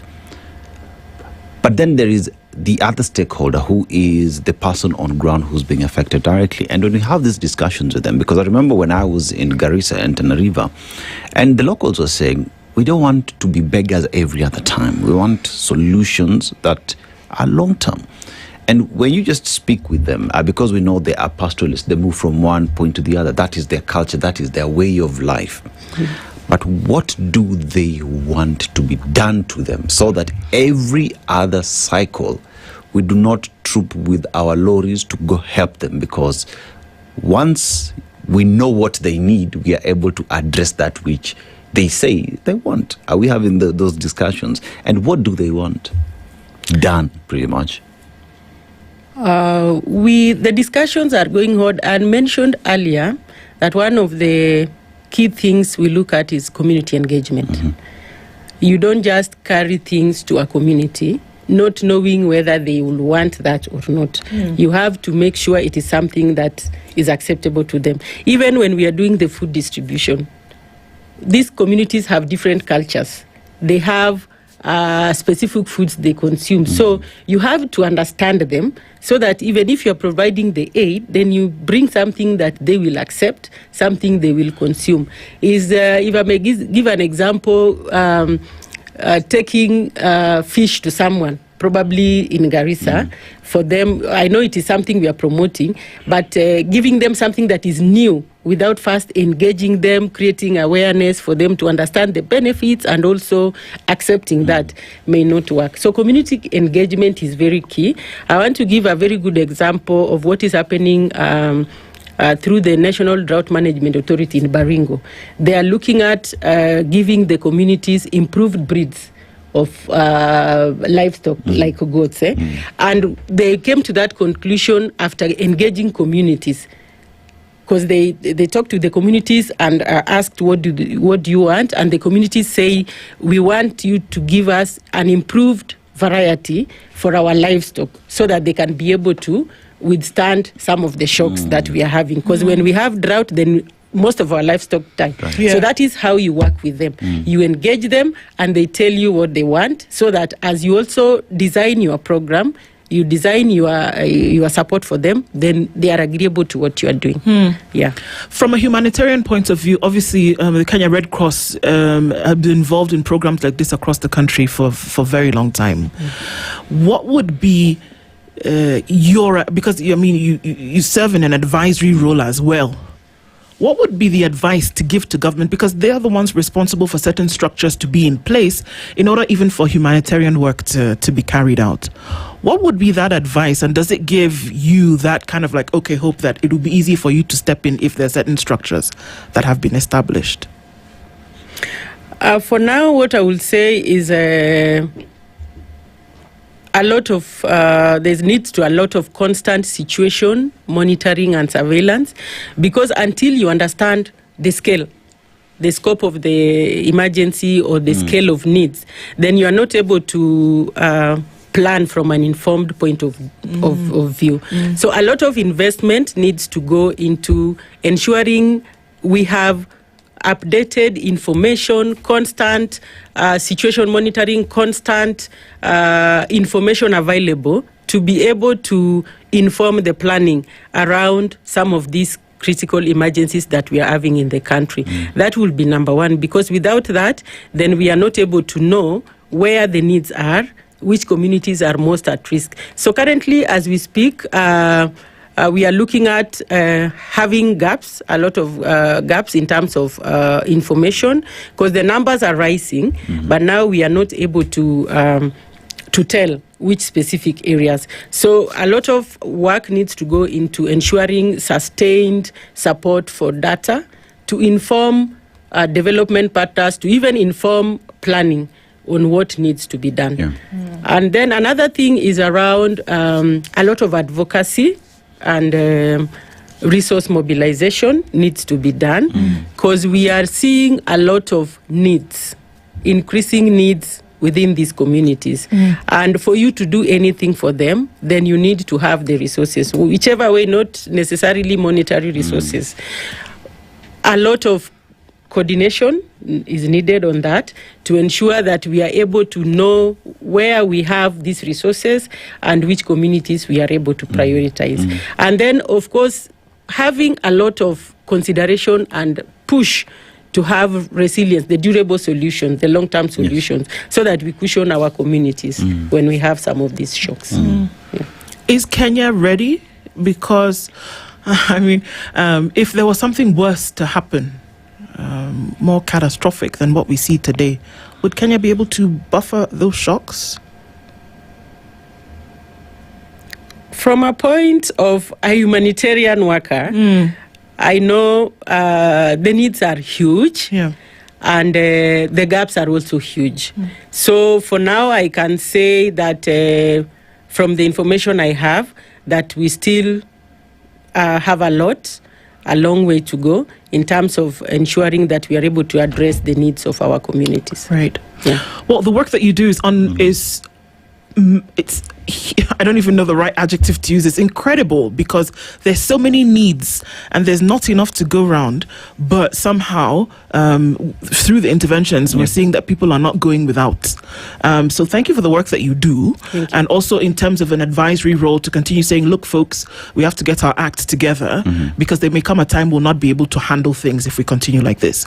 Thank you for being here this morning, opening our eyes and highlighting some of these issues to really understand the gravity of the situation and to understand what's really going on there. And we hope that we can continue these conversations with you into the future. Thank you very much, and thank you for having me. Lineto Chieng is a nutrition program manager with the Kenya Red Cross. We'll be looking into the issues around drought in the country, and hopefully the next rains will not fail. Good morning, everybody. 8 a.m.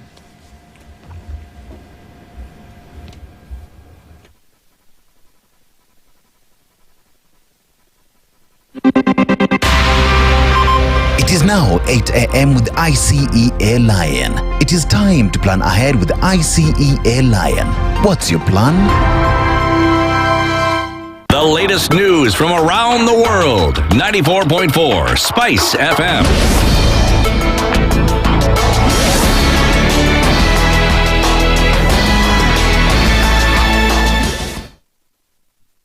This is the Newswire. I'm Edwin Lisamira. ODM continues to grapple with internal divisions as the party's Council of County Coordinating Chairs has rejected planned coalition talks with UDA before the convening of its National Delegates Convention. It comes 2 days after UDA National Executive Committee tasked its party leader, President Ruto, to initiate talks with ODM to negotiate a coalition agreement ahead of 2027 polls. Addressing a press conference in Nairobi, the council, led by the chairman, Zebedi Osabwa, called on ODM leader Oburu Oginga to convene the NDC. Kitu tunaomba wakubwa wetu wajue ya kwamba hata kubali mazungumzo yote endelee kabla hatujakuwa na NDC. Hatuna vita na mtu yoyote. Ku respect wa party leader Dr. Oburu ambaye ndio party leader wetu pamoja na viongozi wote ambao wameshachaguliwa. Hatuna tatizo nao. Tunaomba tu jambo moja, wafuate sheria za chama na wakae pamoja. Hatutaki mfurukano katika chama. Vile baba aliwaja chama izidi kwa imara namna hivyo. The ODM County Coordinating Chairs Council also demanded the Secretary General to provide the status report on the implementation of the 10-point agenda signed between the party and UDA. They insisted that no further arrangements or agreements should be entered with UDA without the full implementation of the 10-point agenda and before ODM declares its presidential candidate. Tutasimamisha viti vyote Kenya nzima kutoka kwa president mpaka kwa MC. Hiyo ndio resolution yetu ambayo wamechama wote wameshapitisha. Any negotiation lazima tuwe na president. Hakuna hata siku moja baba amewahi kufanya jambo lolote bila kuita sisi chairman. Na kwa wakati huu wanaanza kuongea maneno mikutano bila kuita the county chairman. From the polling station kuja kwa ward, kuja kwa branch mpaka county. Sisi ndio soja wao. Lazima tuheshimu bila sisi tumeshaheshimu hawa. Wasikafanye jambo lolote bila sisi kama chairman wote 47. suspect in the ongoing Shakahola massacre case has expressed willingness to confess and provide new details that could alter the direction of the case involving controversial pastor Paul Mackenzie. Enos Amanya, also known as Hallelujah, was part of Paul Mackenzie's security team inside the Shakahola forest. High Court Judge Diana Mochache granted the suspect's request to record a new statement and ordered that he be taken to the DCI under the supervision of the officer investigating the case. Judge Mochache insisted that Hallelujah must explain in detail the crimes he committed, as well as explain whether there was any participation of his co-suspects in the killings.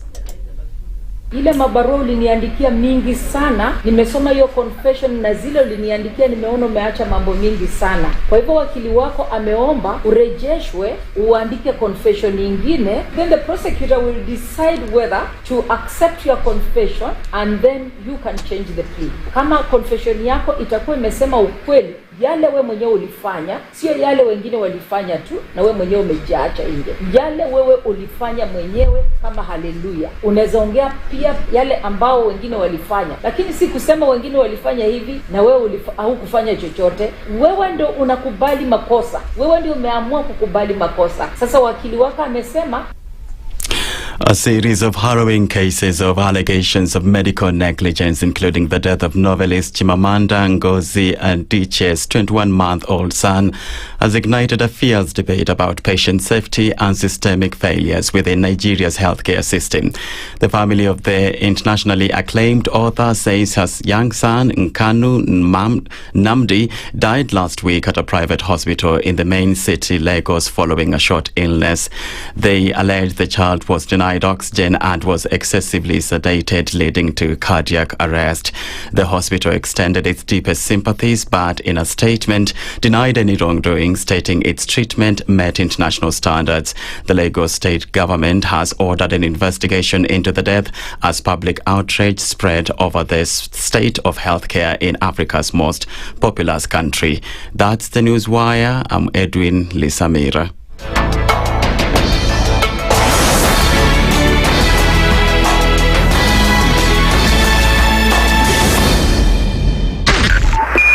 .5 Spice FM, Kisumu. The following takes place from 6 a.m. to 10 a.m. every weekday on Spice FM. We look at the utterances of leaders who are aligned to broad-based, who are initially in ODM. We thought they stand for something. Now they've been exposed. Because we are a third world country, we are poor. And not because we don't have resources, but we have been robbed senseless. Look at the wasteful expenditure. Look at how large government lives. And we've said this is something that can be controlled. It happens in many other countries. Internally, we used to stand and tell him, boss, hii kitu ni mbaya. And you'd say, now he doesn't let me tell you. You saw the other parliamentary group meeting. People went there, sat, listened, looked at him. There was no plenary, left. The Situation Room, Kenya's biggest conversation. The following takes place from 6 a.m. to 10 a.m. every weekday on Spice FM. You have land, Denis. Yeah. Okay, your own land. You use your own money to build it, and then you sell it to yourself. But we don't want foreign troops on Kenyan soil. But surely it goes a little bit deeper. This is it. If you find the tree is withering, then you call the person who is managing that tree. Come around. Yeah, Why? Tell me what is first of all, what's the problem? Yes, what is the problem there? How do we expect ourselves to move forward as a country? The Situation Room, Kenya's biggest conversation. The following takes place from 6 a.m. to 10 a.m. every weekday on Spice FM. He is himself actually has admitted that he bribed members of parliament, so... he admitted that he bribed members of parliament? Well, when he said... The government. Yeah, when he said that he gave the 10 million was for what? We're always quick to point faults in somebody else before you look at your own faults as a person.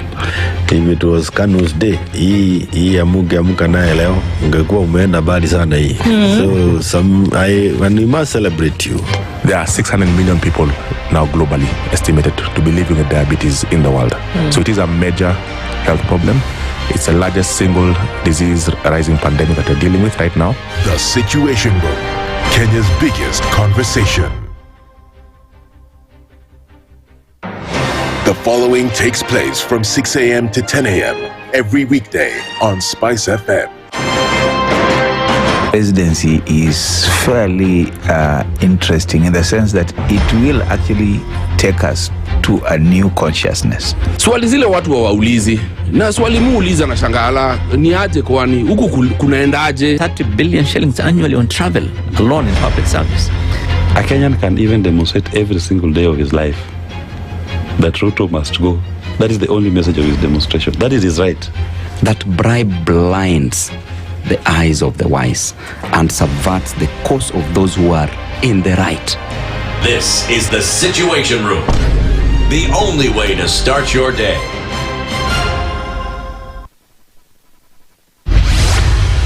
Mature, intelligent talk every morning. Spice up yourself. Mornings done right. 94.4 Spice FM, Nairobi.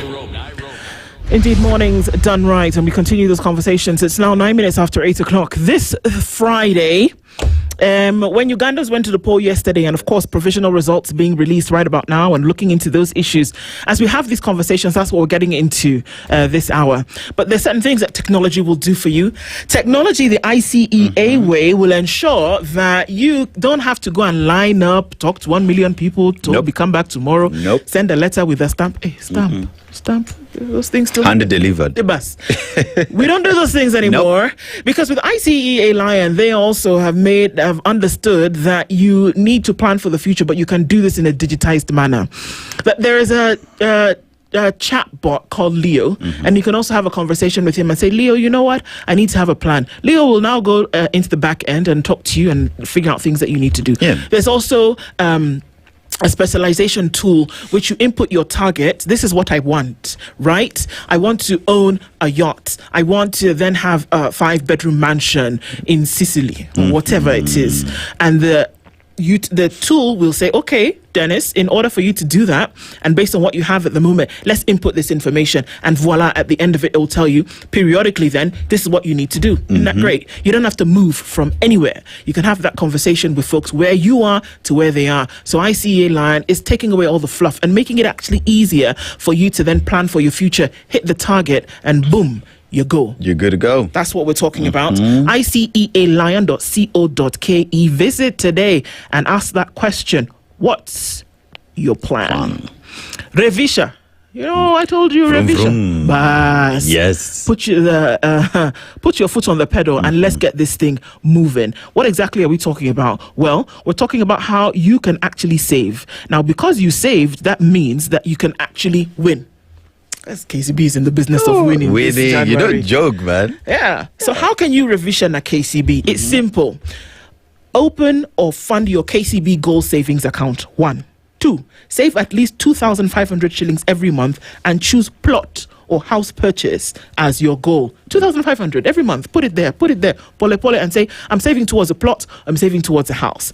You can deposit using PayBill, mobile banking, KCB agents, ATM, or visit any KCB bank branch. You could also win monthly prizes of 50,000 shillings to pay school fees or boost your goal saving account or win a money market fund deposit. You could win a trip to the Safari Rally in March or a holiday. Imagine Safari Rally, you could be there. Or you could win one of the many grand prizes, an apartment courtesy of Unity One, Tattoo City, in partnership with Unity Homes, or 500,000 shillings in this same money market fund. There's so many things that you can do. Pitwe na hi chance ya kusave and win. Revision at KCB for people for better. You can get into it, and you can get into it today. And we say, don't be left behind. Save money, win from it, settle your life, kabisa. And those are some of the things that we're talking about this morning. And lovely to then be able to get you into the situation where you can with Revisha na KCB. All right. Uganda went to the polls yesterday. 2026 was the year when this was going to happen. We have the year of African elections. And 2026 is Uganda. We're looking at other countries in the world later on in the year, looking at a Nigerian election in 2027. And I can already see Mule Misao looking at me because he's already booking his ticket to Abuja to go and observe. Because things are going to be interesting when we get around that cycle of things. And it's with that we say a very good morning and a welcome to the two gentlemen who are joining us in the studio this morning. Because it's necessary that we have this conversation, folks, about things that are happening with the cousins, the real cousins yonder. Dr. Mule Misao is the national coordinator of ELOG, which is the election observation group. He's here with us this morning. Good morning, Mule. Good morning to you. And Happy New Year. Yeah, Happy New Year to all of you. 15th was the day that we stopped, but you know. No, it will continue for some while, I think. Okay. Kosalama? Salama kabisa. Dr. Kenneth Ombongi is Associate Dean Research and Postgraduate Studies at the University of Nairobi. He's here with us this morning. Fantastic historian. Happy New Year. Happy New Year, Andrew. Good to be here. Good to be here. Good to see you. Spicing up things, I can see. The new year. A little bit of turmeric and ginger. Oh, yes. We are here. Yeah. Hi, morning. Morning, karibu sana. Okay. Good to see you both. But of course, we're going to go into, it's going to be delicate, this conversation, but necessary for us to have. Before we do that, Denis has taken us to Algeria. Yes, this week. He's trying to convince us that scary-looking animal is the beautiful one, but okay.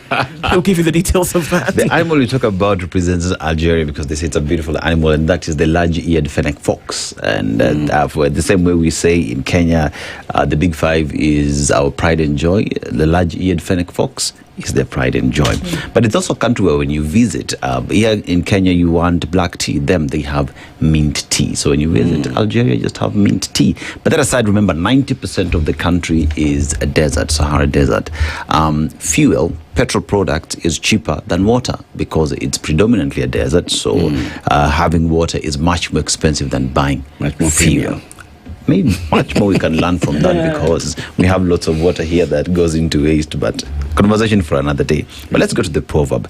People who do not know your worth or virtues might do you harm. Actually, how would you interpret that? People who do not know your worth or virtues might do you harm. Might do you harm. Oh, well, very interesting one. Basically, the way I understand it, and probably it could be captured better by the Kiswahili proverb, asiyekujua hakutamini. Hey. Maybe we could have gone near here and grasped that one.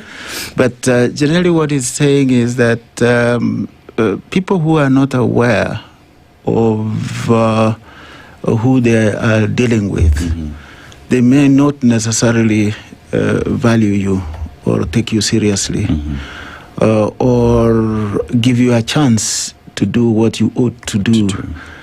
In certain environments. And, that goes to caution us that always do not underestimate those you do not know. And do not write off,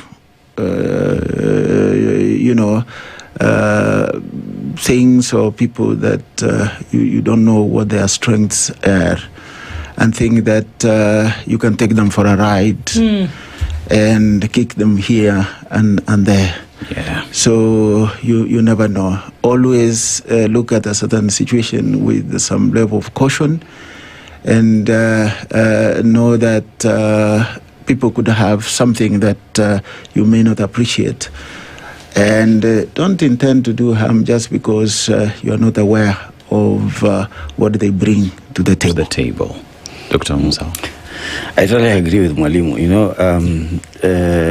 There's also another Swahili proverb which says mcheza kwao utuzwa. That the person, if people know you, they value, they honor you. But I totally agree that I think what this proverb basically means, African proverbs were basically instruments to guide the society. So my understanding would be that you need to take your time to know people before you make any judgments, before you make any conclusions on them, because it may just surprise you, as Dr. is saying. So I think from where I sit, it's a caution that people may have more than the face value that you see, and therefore you need to take your time. True. All right. So we're getting into this, and of course, we often say that in order for us to look at the present, or to be able to discuss or understand what's happening presently or what might happen in the future, that we have to look at what happened in the past to understand what's happening in Uganda. We'll go into that in just a little bit, but Uganda decides. What happened was yesterday when Uganda went to the polls.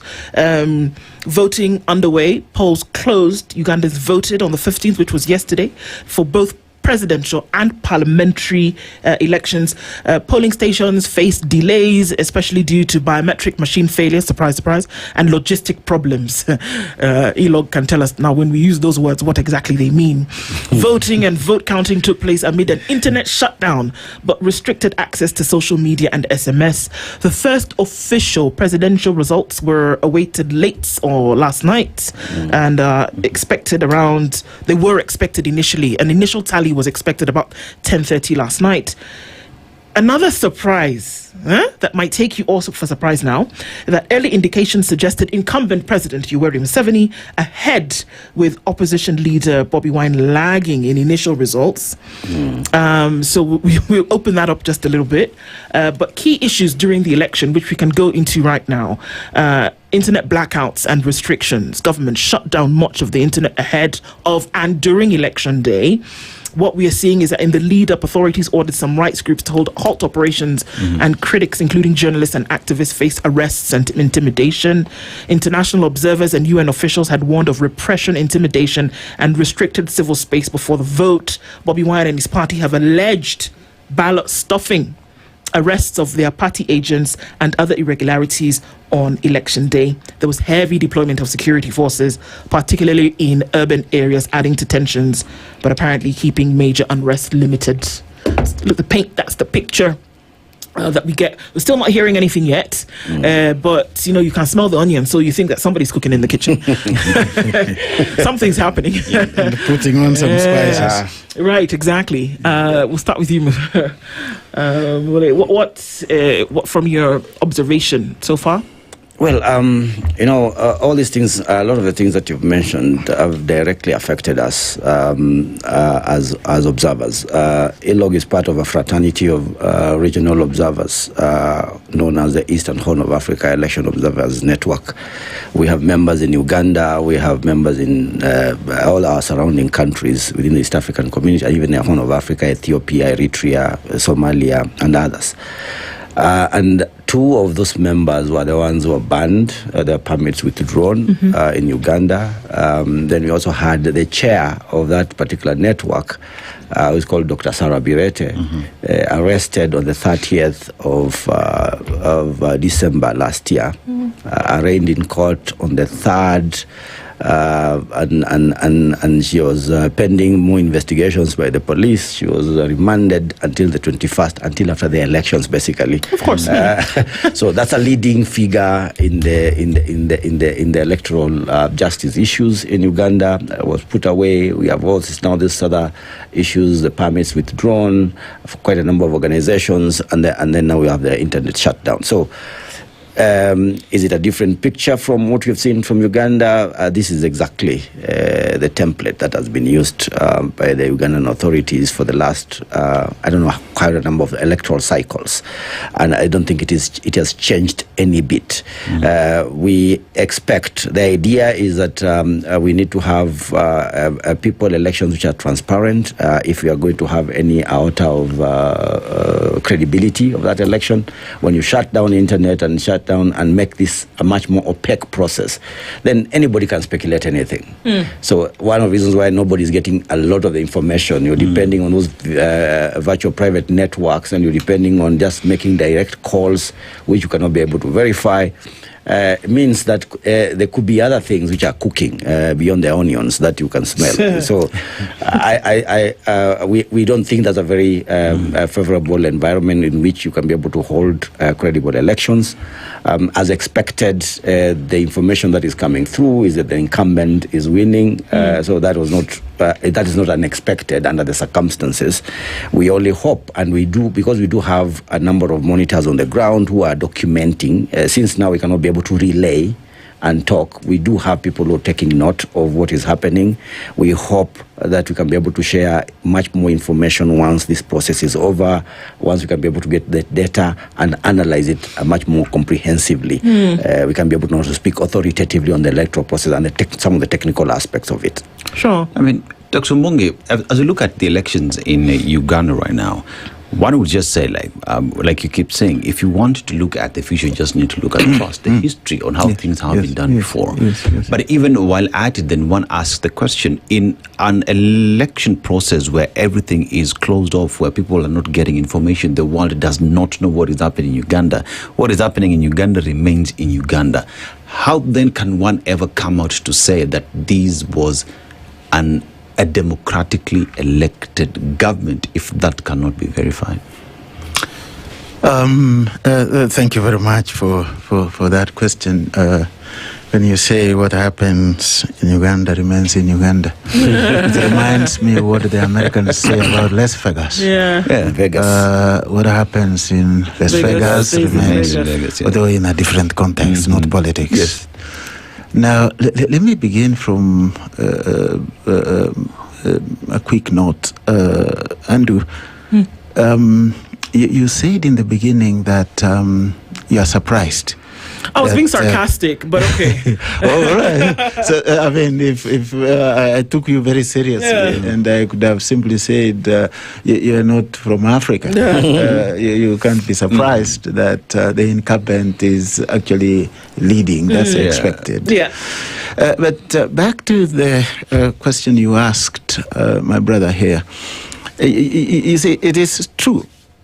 And Winston Churchill, the former British Prime Minister, said this, that the farther back you look, the better chance you stand to understand the present and the future. What is happening in Uganda actually has echoes or resonates with what I see as a shared heritage that the East African countries have had even from the colonial period. And for these, two of these are key in understanding what is happening in Uganda, what happened in Tanzania in last October, and most probably what will happen in Kenya in August 2027. And one of these key tenets is that we inherit from colonialism. All the three countries that formed the original East Africa. Now other pretenders have come in and said we are East Africa. We inherited a centralized state built for command and not consent. Power, transited in what we call independence, which changed basically the color of leadership, but every so often the architecture of the colonial state remained intact. You can take that to the bank. As I said here last time, they are probably just about to open. Right. Power remained concentrated in the center, authority personalized around an individual.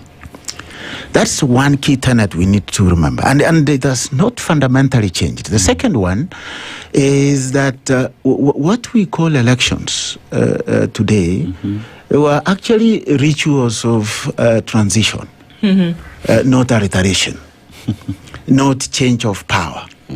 They were simply rituals of order rather than instruments of change of leadership. And that has remained intact in this region. Of course, there are variations initially, but these variations within the three countries were determined by the personalities who led these countries first. But the architecture on which the governance was built was on this, particularly on matters elections, was on these two basic tenets. The slight changes, if you go to Tanzania, Tanzania was a country first led by a young man, an overly idealist, a scholar by excellence, Mwalimu. No wonder he was called Mwalimu, although, interesting, all of them were Walimus at the time, including our Oli Jomo. They were Walimus.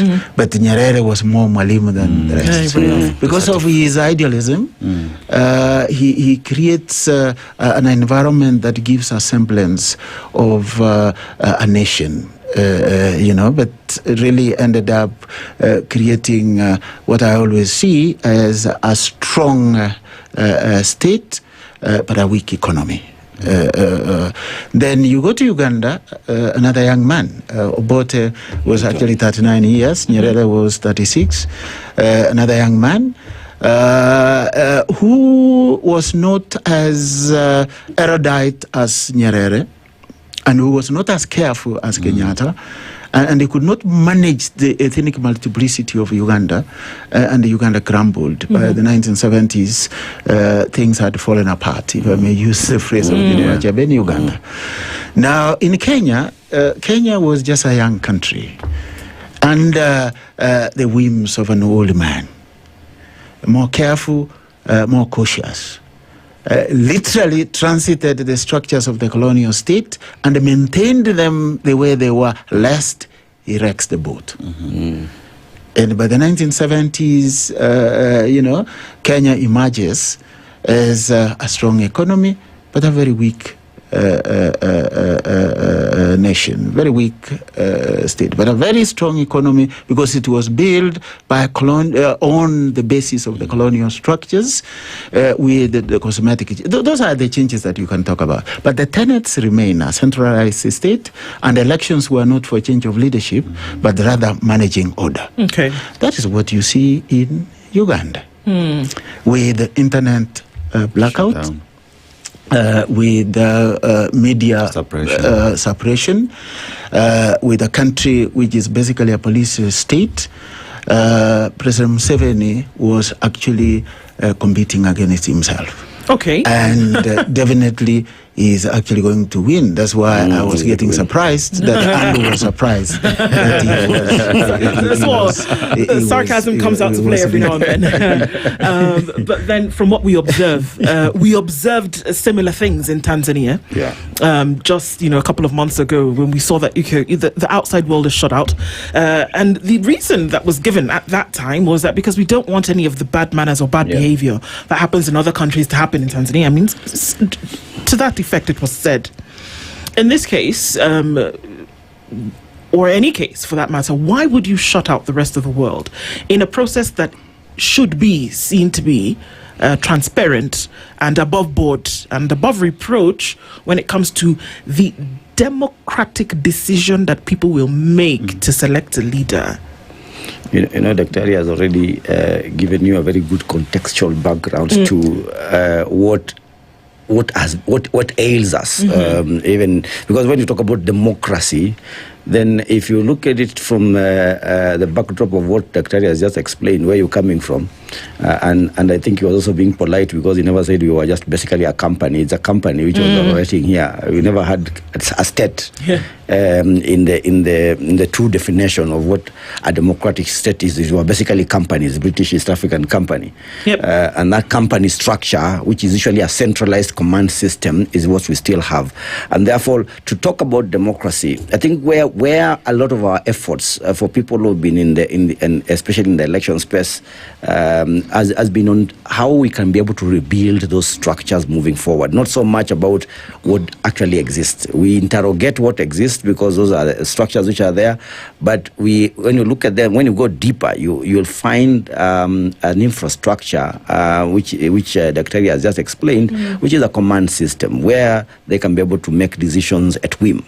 the aristocracy within this region makes decisions, and it's an elite conspiracy basically all the way since independence, and that is the perpetuation. Therefore, you can be able to see it. Tanzania had pretended a little bit to be freer, much more social. But when some agitation, some tentacles, some issues were raised by the young people, suddenly they fold up. And then they go back to the old mode that has been there. So I don't think we have. I think the biggest challenge that we have, not just in East Africa but in Africa, is how we can be able to transition into full democratic practices. So it's basically experiments which we are trying across the continent. Appealing from pushing it from a demand, we want to be a citizen-driven demand that we transit from those companies, from that central command system into a much more democratic one, where the decisions are made from bottom up, as the phrase goes bottom up basically, because that's how democracy is supposed to be able to function, where people can make a decision about I was laughing about this internet thing because everybody is using it. In Romania there was a very interesting spectacle in 2024 where there was a so-called internet candidate, a candidate who was propped up by social media and actually won the election. But then later on, they were able to interrogate the process and found something wrong with the system, and that election was nullified. They had to redo elections last year. Now, at least they opened themselves to the internet. They never shut down the internet, but they were able to interrogate the system to be able to find what faults there could be with the internet. Because you don't say, shutting the internet and shutting people from speaking to each other is basically like, gagging everybody in the streets. If there was no internet, it's like moving around and putting, gags on everybody's mouth and telling them, don't talk. That is not practical. That makes sense. And you see, as we talk about the internet gagging, or rather the blackout today that you see in Uganda, remember, the same happened in Tanzania as well. Yes. And remember, immediately after Raila Odinga passed on, there are 8 bills that were passed, and among them was the Computer Misuse Amendment Act that was passed. And that many have said will give the powers to the leadership of the country to switch off the internet. Are we surprised that is happening? And Daktari, as we talk about that then, you call the entire structure of the region a company, right? And that power is central on an individual. The people have no say. Is that true? Historically, it's true, because the manifestations of what we see today, its roots are in our history. You see, initially, what was called British East Africa was actually a property of the company, which got its royal charter in 1888, the Imperial British East Africa Company. And it started trading here, from the coast, all these mountains, our fair bears, beautiful wildlife, you call it the Big Five. Including our own ancestors, were a property of a company. And a Scotsman called William Mackinnon. This is the guy who built Mackinnon Road, which we now call Mombasa Road, which was supposed to open up to the interior from the coast, where they operated predominantly from Mombasa at the time. The company just folded because it went under in 1895. And then Mackinnon says we can now hand it over to the British, because the Germans were just next door in Tanganyika. They could easily take it over. The Ethiopians were advancing from, the Italians were advancing from Ethiopia and Somalia. So they handed over to the colonial office. So it became, a protectorate of the places, establishing a very centralized system. So that is what comes to independence. The British never changed much, because Kenya was valued for its economic significance. Initially, it was not the place they were to be, for example. They were heading to Uganda. So it was valued for its economic. That's why they built the railway, basically for extraction. not to construct, not to build, but to extract the resources of the country. Throughout the colonial period, that did not change.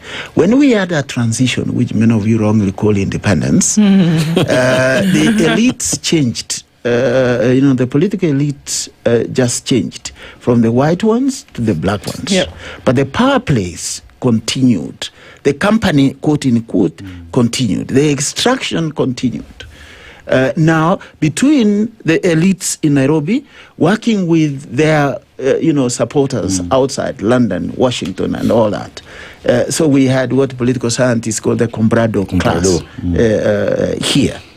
So that fundamentally did not change. So what we call elections, my brother, is a ballot without transfer. Why? When elections do not elect, that is the situation that we are talking about.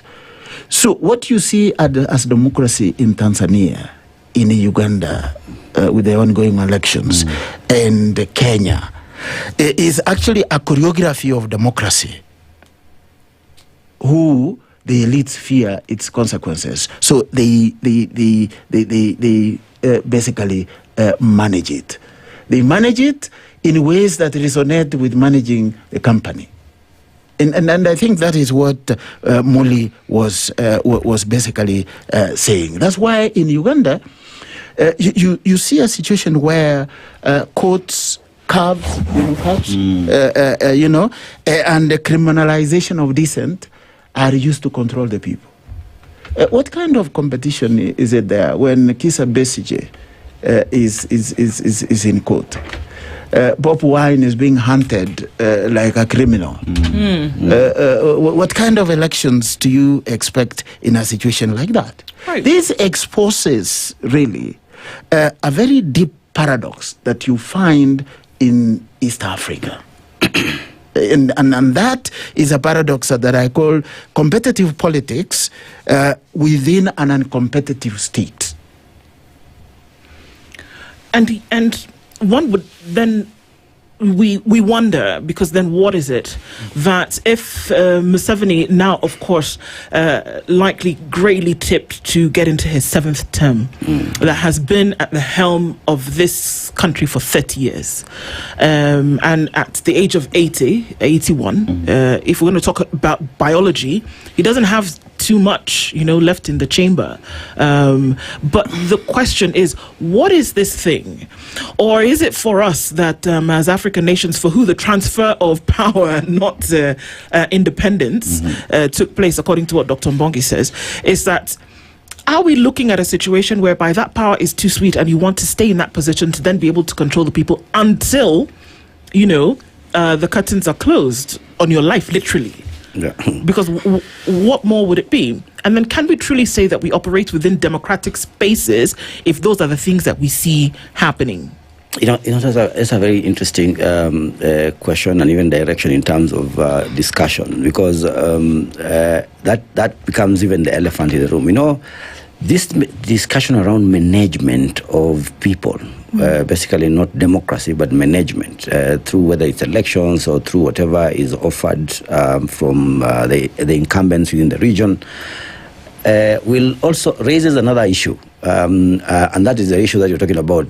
When the biological, the natural attrition happens, how then do you manage that transition? How will you manage that? And that's why there's been a lot of talk. I mean, you hear in Uganda, for instance, the first son has become an item of discussion in terms of. In fact, I think most of the decisions to very many actors will be able to tell you that the person who's really pushing things in that country is their son, not even the president. So perhaps this is part of the management in terms of the transition, because question is, as Dr. Mbongi says, you've been muzzling the people, you've arrested the chief opposition, you have created a situation where Ugandans have a bone to pick with you. How then do you transit peacefully? How do you transit to the next stage? Who comes over?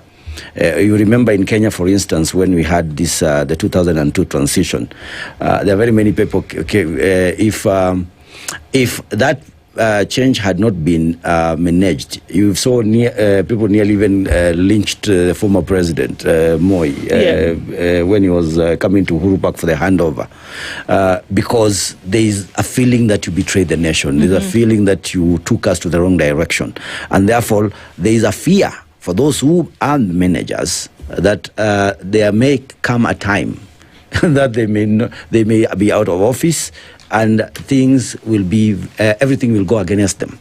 And therefore, they must manage those transitions. They must put in place mechanisms that allow a favorable transition to take place. So again, we go back to that elite conspiracy. And you see in quite a number of African countries where first families are organized in a manner to be able to take over.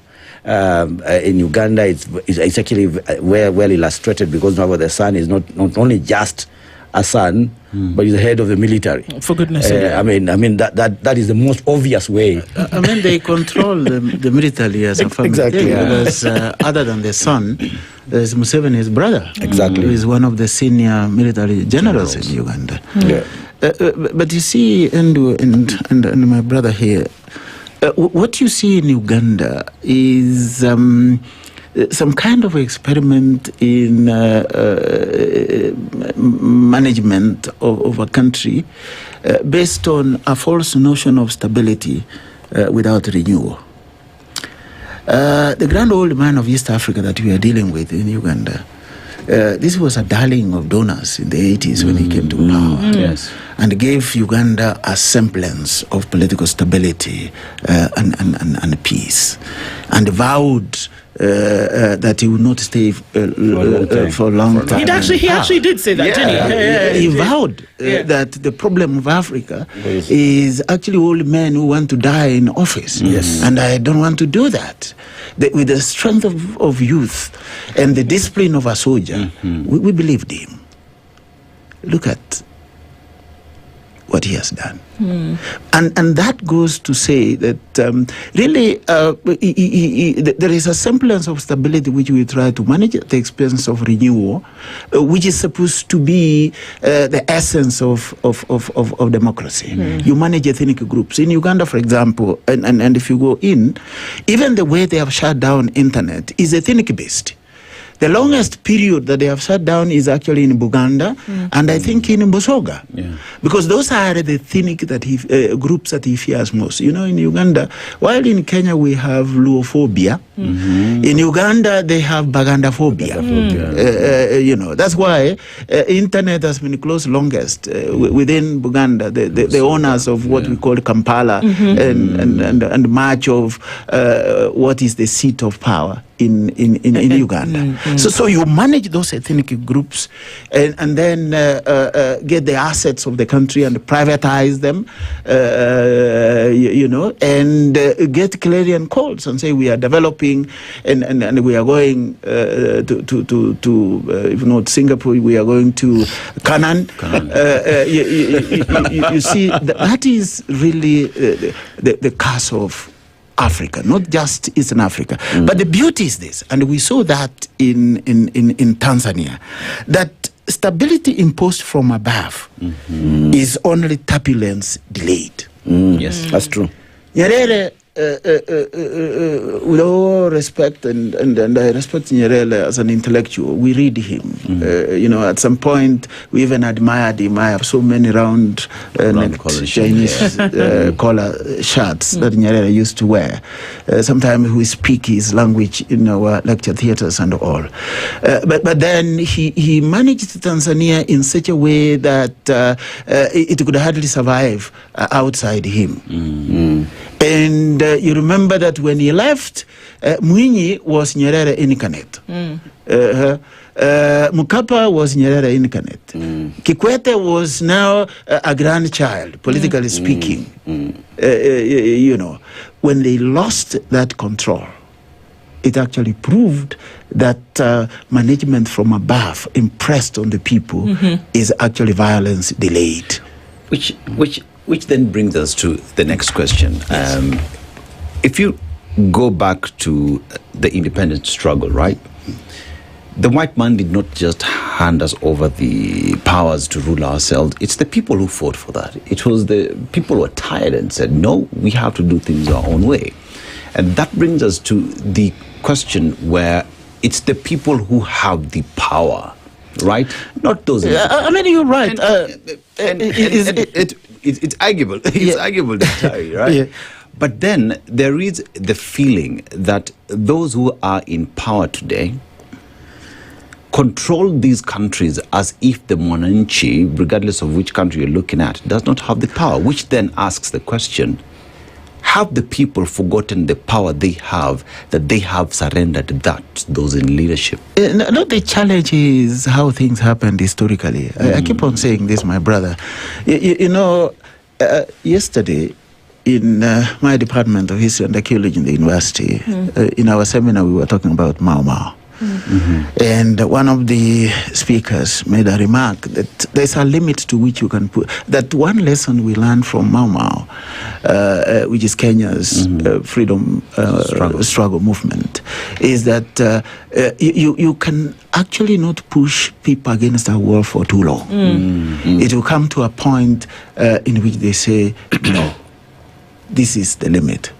And when they turn back, please find a place to do what? To hide. That's for a fact. But the reality in Kenya is that it is actually not Mau Mau that directly gave us independence. That's a mistake that we make. It is the British, when they crushed Mau Mau, they managed what you call the transfer of power.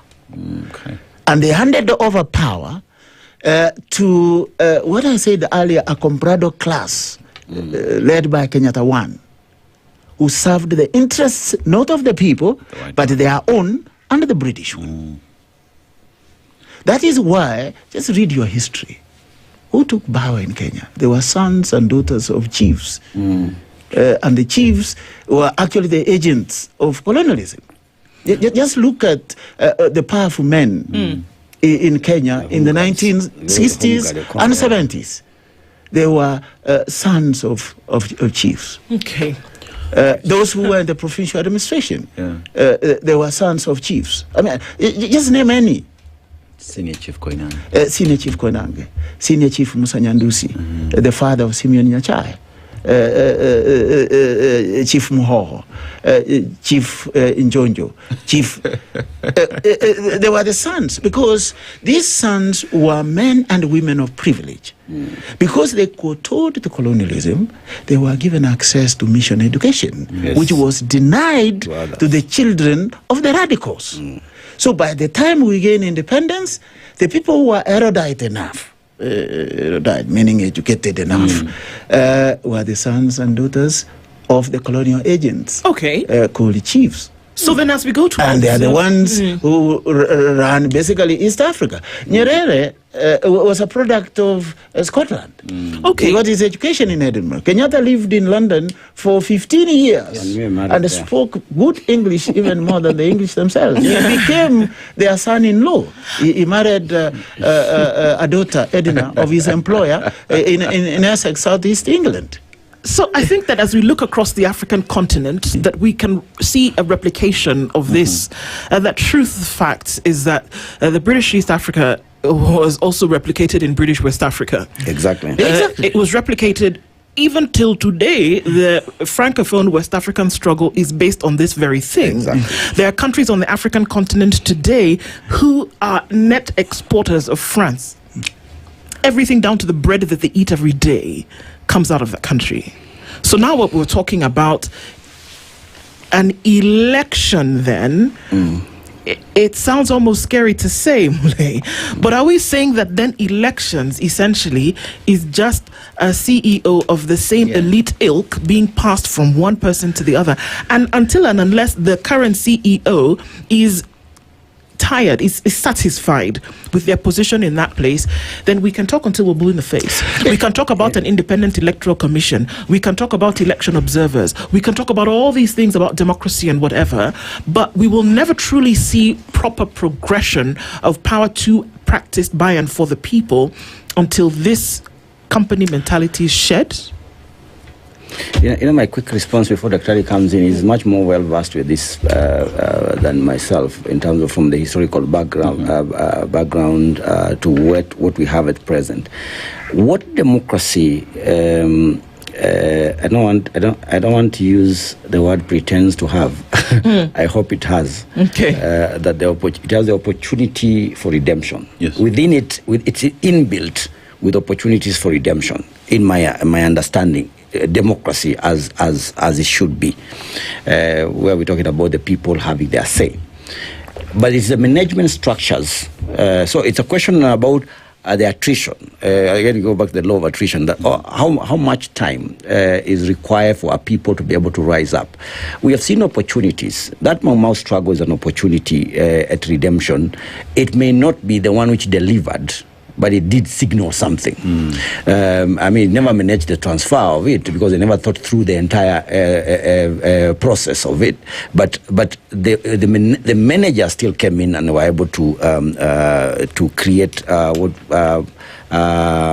artificial enterprise in the country, which extended and perpetuated, of course, their extraction process. But if you come just to the very recent past, what happened in Tanzania on the election day, what happened in Kenya over the last 2 years with the Gen Z, the younger people coming to the fore, there was a moment in 2024 after the first Gen Z uprising in Kenya. There were about 3 months or so that even the village chief was scared of getting into the office because he could be greeted. And he will be asked to account for his time and to account for his work. And members of parliament even disappeared from being seen in public spaces. True. They never flaunted their wares in front of us because suddenly there was a direct question which was coming from the young people themselves, and they were asking those leaders to account from the highest office to the lowest office. In those 3 months, there was an opportunity for redemption. I did see an opportunity for redemption. I did see power going back to the other side. Mm-hmm. And those are the things which are, of course, even that has been managed. Again, to use Dr. Mbongi's, there's a management process which is currently going on. But it's a question for me on how long it will take for what would call a critical mass of people to be able to make the move towards redeeming themselves within the kind of artificial enterprise that we already have. So the opportunity that I see is that part of this management is also stability. The other word for stability is also peace, and peace sells a lot for many people. When you tell the parents of those Gen Zs who are killed in the streets whether they want to send any other young person to the street, they will be very cautious about it, because the state has a monopoly of power or of violence, and because of that, there's a management system already inbuilt. But the opportunity that is accorded through the democratic enterprise, some of those small gains or small wins can be got through elections if there was enough pressure from the people side, the demand side. And that citizen agency is one of the things that personally I would love to continue experimenting on, working on, because it is through citizen agency that you are able to raise these questions. But where you again, you just walk into the ivory the corridors of power and have conversations in the same speak as they did in 1963, then you'll be managed. You'll be controlled, and the status quo will remain over time. So for me, the opportunity lies with the people, but how to organize the people. Part of it is what Mwalimu and others are doing by educating them, but also sensitizing them to the level where they can actually be able to be responsive to the state. When they become responsive like the Tanzanians saw, Mama Suluhu was very pleasantly surprised that could happen in our country. I think she's still reeling from that up to today. That their young people could be able to rise up from nowhere.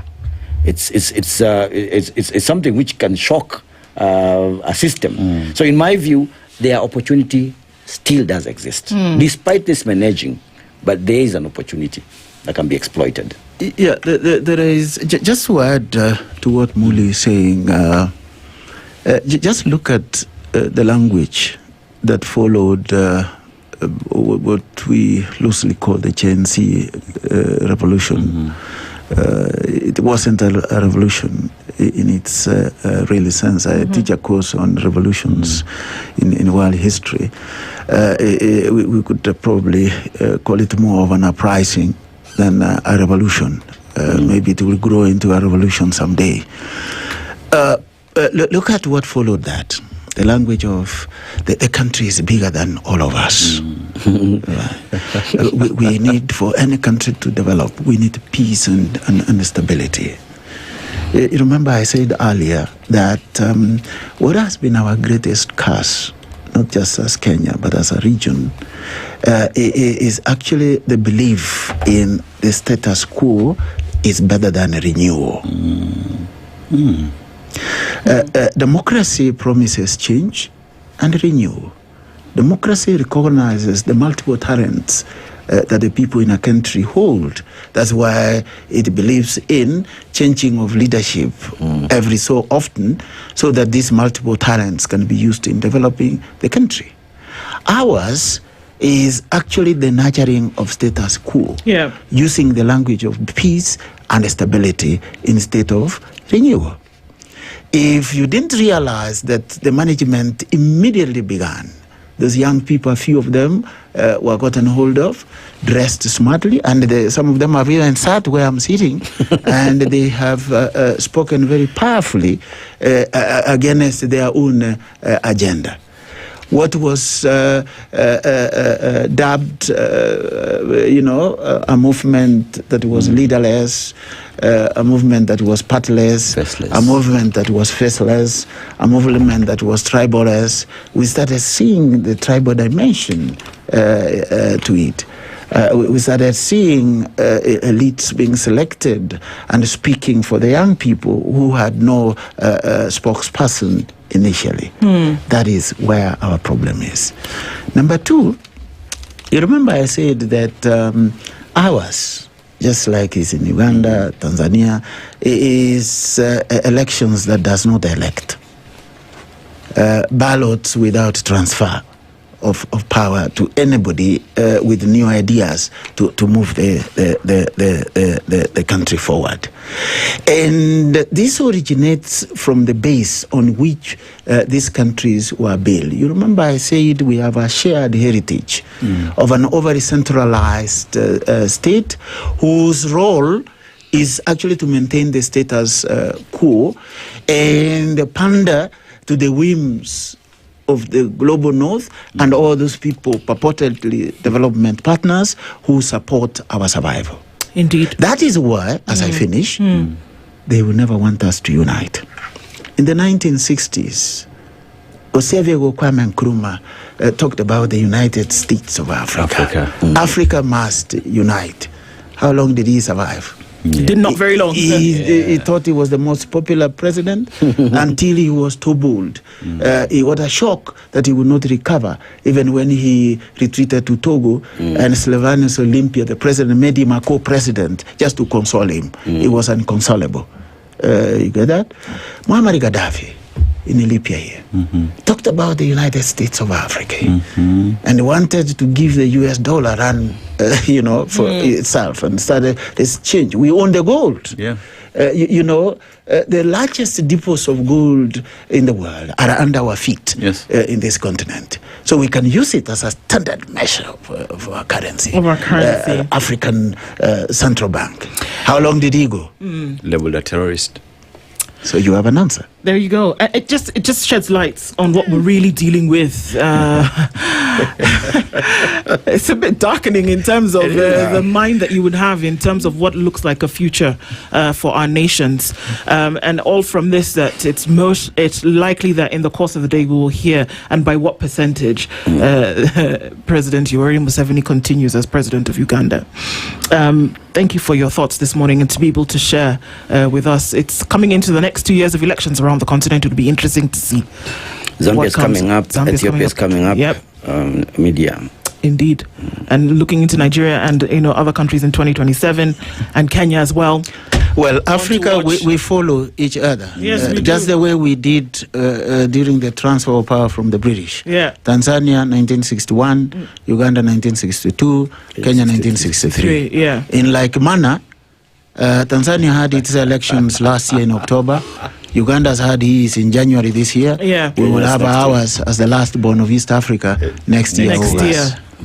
Well, thank you both. Dr. Mule Musau is the National Coordinator of ELOG, and Dr. Kenneth Ombonge is the Associate Dean Research and Postgraduate Studies, University of Nairobi. Thank you very much for being Thank you very much. It's a pleasure to be here. Asante The sana. first session in the new year. Indeed. Thank you. Looking forward to All the more. best in the new year. Asante sana. It's 3 minutes past 9.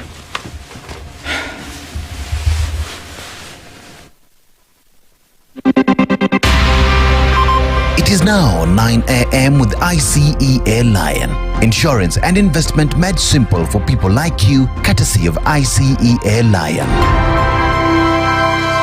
The latest news from around the world. 94.4 Spice FM.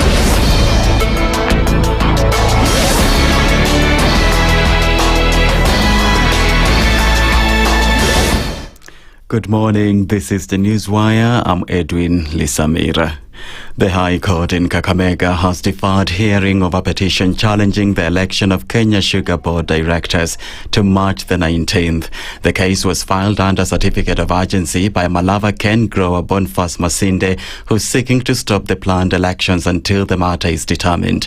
Masinde argues that Malava, one of the largest cane growing areas, was unfairly left out in the zoning adopted by the industry regulator for the KSB polls and should have its own director.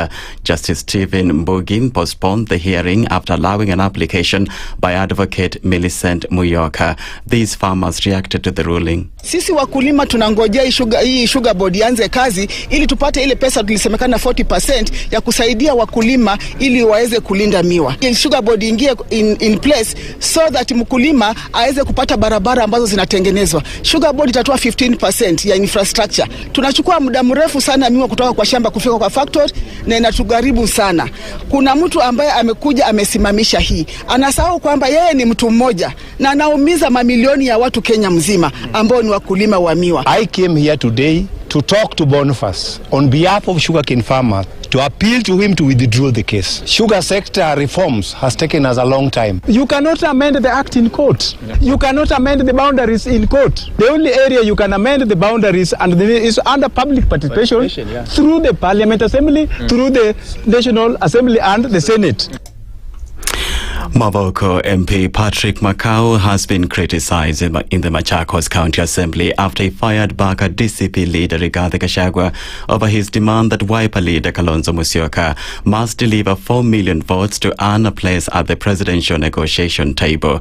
Makau recently termed Gachagua's remarks as arrogant and divisive, but the majority in the Machakos County Assembly, led by Deputy Speaker Stephen Mwanthi and Majority Leader Nicholas Kitavi, have warned that Makau's remarks could undermine opposition unity.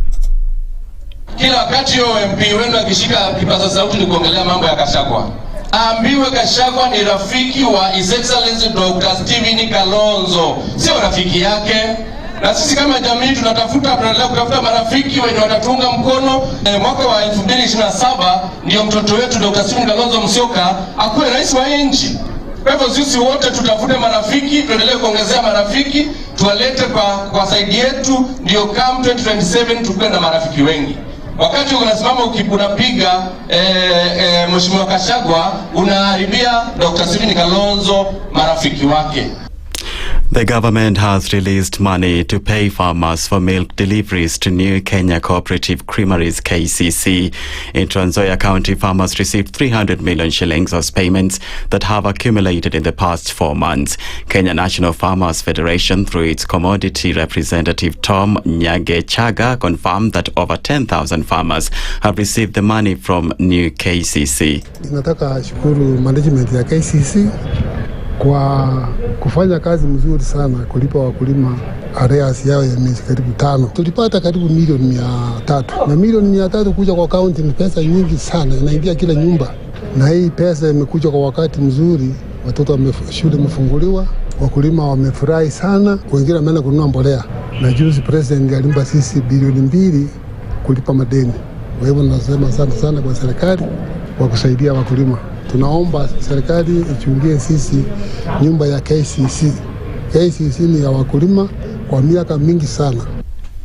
In Uganda, as vote counting in Thursday's contentious general election continues, provisional results from 133 polling stations show President Yoweri Museveni leading with 61.7%, followed by Bobi Wine with 33.6%. According to local media, on election day, Bobi Wine alleged widespread irregularities, saying massive ballot stuffing was reported everywhere. He also condemned the internet shutdown on election day, saying it was meant to prevent citizens and observers from seeing what was happening across the country. President Yoweri Museveni's advisor, Yiga Wamala, said there is no possibility of the Electoral Commission of Uganda ever declaring Bobi Wine as winner of the elections. Don't even think a day that Yabaka will announce Bobi Wine. Never think on a day that Museveni will leave this power by voting. No. Don't waste our time. We still want President Museveni. He has done nothing in this country, but a lot he has done. If you are still crying for Museveni, General Mosca in Uganda is coming also. After Museveni, General Mosca in Uganda is coming. That's the Newswire. I'm Edwin Lisamira.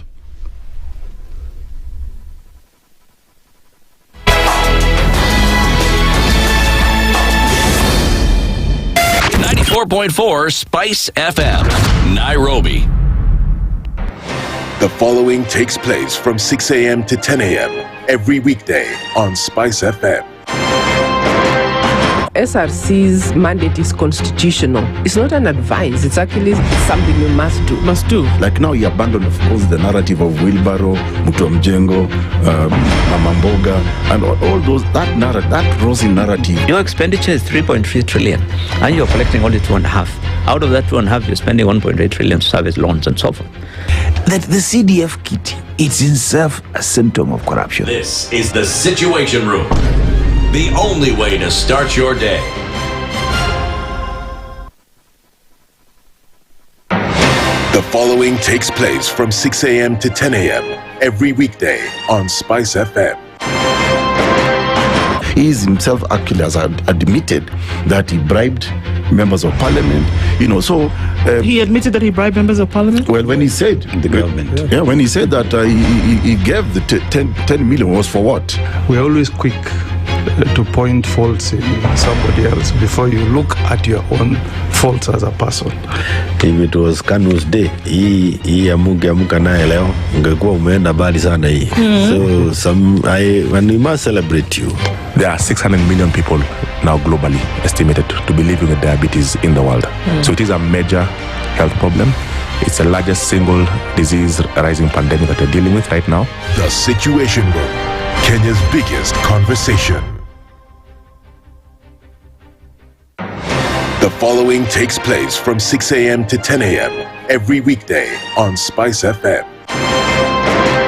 Presidency is fairly interesting in the sense that it will actually take us to a new consciousness. Swali zile watu waulizi na swali muuliza na shangala ni aje kwani huku kunaendaje? 30 billion shillings annually on travel alone in public service. A Kenyan can even demonstrate every single day of his life that Ruto must go. That is the only message of his demonstration. That is his right. That bribe blinds the eyes of the wise and subverts the cause of those who are in the right. This is the Situation Room. The only way to start your day.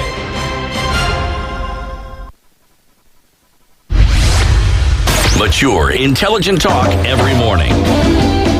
Spice up yourself. Mornings done right. 94.4 Spice FM, Nairobi. We're coming into the final hour of Kenya's biggest conversation for this week and getting through towards the second week at the end of January and well into the mid of the month. Our final conversation for this week and the final one for this show. This hour, we're going to get into it. It's a bit of a sticky one, but you want to stick around for this because it's necessary for us to be plugged into it no matter what. All right. So we've talked about things going haywire, but there is some optimism that we can end on, and that's to say that it doesn't matter what you're thinking about the future, it being daunting in one way or another, that there are things that you can actually do to ensure that you're prepared for the future. What's your plan? Sometimes when you ask that question, you want to shudder and go and hide in the corner. But you don't have to do that anymore because there are folks on the other side of www.icalion.co.ke who will then be able to help you to navigate the what could be choppy waters of a future plan if you haven't actually spoken the words. So you don't have to worry too much about it. We told you that the technology is available. We told you that there are folks who are going to be able to walk you through it should you need it. And we've also said that, the time to start is now. You don't have to worry about what may have happened before if you're cognizant of the fact that moving forward from today, there is actually something you can do. So icealion.co.ke is where you need to go. Have a conversation with somebody and they'll definitely then be able to help you calculate what your goals are, what your target is, and how you can then move forward. Right? Now, I want you to do something called Revisha na KCB. Now, you know what? You can put a little bit of money aside every now and then. And because you've put some money aside, you can actually save. You can save this money. And because of that saving, you can then win. And you can do this all because you got into that saving with Revisha. All right? It's urgency. People are already winning with Revisha at KCB. Don't be left out. Keep saving monthly. Every month, put something aside. And you could walk away with cash, holidays, a trip to the Safari Rally in March. On all the grand prizes of a brand new home at Unity 1 Tattoo City, courtesy of Unity Homes, or 500,000 shillings into your money market fund. Things that you can do are amazing. Revision at KCB, for people, for better. Remember that terms and conditions apply and that all of this is regulated by the Central Bank of Kenya. So we're asking you to save a little bit of money and make some great wins because you did. And you can get into that with Revisha na KCB. Okay, so when we go from one acronym to another, the other acronym that we'll be talking today is HIV, and that is our Healthy Friday conversation for today, because it made its debut onto the planet, decades ago. And it's still here. And unfortunately, from the numbers that we are looking at, there are new infections with numbers that we didn't expect to be there. So let's take a look into that conversation. And joining us for Kenya's HIV response in terms of progress, gaps, and emerging priorities is Doreen Moracha, who is an HIV advocate with us this morning. Doreen, good morning. Good morning to you. How are you doing? I'm fine. Karibu sana. Yes, welcome to the hot seat of the Situation Room and for joining us in this conversation. Bernard Baridi is also here. HIV Prevention Ambassador joins us as well. Good morning. Morning. Karibu sana. Asante. As we start off the show, Denis is going to share a proverb from Algeria. We'd love to get your interpretation of it. Yes, so just a few facts about Algeria, right? 90% of the country is a desert, right? Mm-hmm. And in Kenya, we say we have the big five. They have the large-eared fennec fox. Yeah, you'd want to domesticate it, but remember, usikue na kuku because you'll not find kuku, right? And then they have oil. They export the same so that they can provide for the country in terms of economy. And water is expensive in Algeria than fuel. Kenya could learn because we have so much water that we waste. But let's go to the proverb. The Algerians are saying, people who do not know your wealth, worth, and virtues might do you harm. People who do not know your worth or virtues might do you harm. Doreen, what do you think Algerians are saying here? People who don't know what you stand for might just show you bad things. Yeah. Like, more or less. Pretty much. Baridi, how would you interpret it? People don't see the vision. Might mistaken you and act negatively. Okay. because they do not know the real person Baridi is, so they would decide to have their own connotation of who you are without really understanding. Yes, well said. And true, very, very true. Well said. We get into some deep waters talking about HIV now, and let's just do a little bit of history to this. That when HIV first came around, and it was very clear that this was something that was debilitating in terms of the disease caused by this virus, we saw some crazy pictures. And beyond the pictures, we were faced with some crazy realities that in different parts of the world, the entire villages were wiped out. A certain age class of people was wiped out, and that this disease took on a persona whereby there was transmission through very many forms. And we got to the point where a drug then was developed for it, and that people were then able to take this antiretroviral and live an optimal life. You would not be able to look at somebody and know that they were on ARVs. There's what we call now the terms that we use in terms of a CD4 count there would be no, not traceable, essentially, what we're talking about. And that people could live optimally and operate as normal. And we did the ABCs of HIV, and we saw the horrible pictures on billboards, and we talked about mother-to-child transmission, and we debunked the myths that you can't get HIV from kissing and you can't get HIV from looking at somebody. We did all of that, Then come 2024, 2025, and then we have a resurgence of infections. And suddenly it seems as though we forgot about it. People are more scared of pregnancy than they are of contracting HIV. Those are the realities of the day. Now what we have, as has been reported in the last couple of days, is that we have anti-HIV. We have anti-malarial for HIV is coming in injection forms, 110,000 doses already made available for the Kenyan market. So those are some of the nitty things that we're looking at. But if we look at the face of this disease, it still is the disease, no matter how politically correct you want to sound and be. It's a disease caused by a virus. People are still contracting it.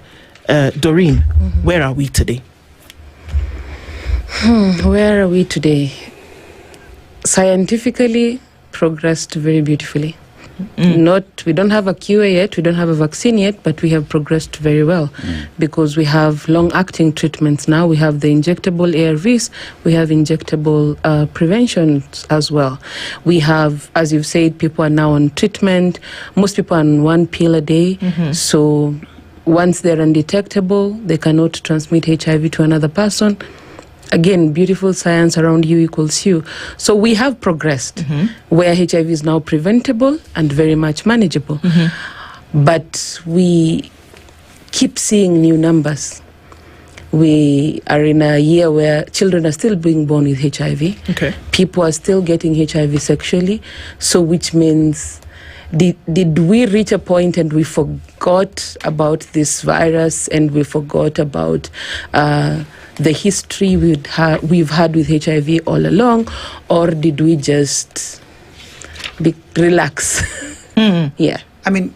It's a question of, if you look at the generation upon which this information HIV was pumped on, especially immediately after HIV came into the country, it is a generation where people were dang scared hearing just HIV, and everybody put their boots on to ensure that we protect and take care of ourselves. Over time, with the improvement in science, things got better. Managing HIV became much easier. The reason why today there is a generation that was not exposed to what HIV is really, because today one would say, there is PrEP. I will just take PrEP and I'm easy. I fear getting pregnant.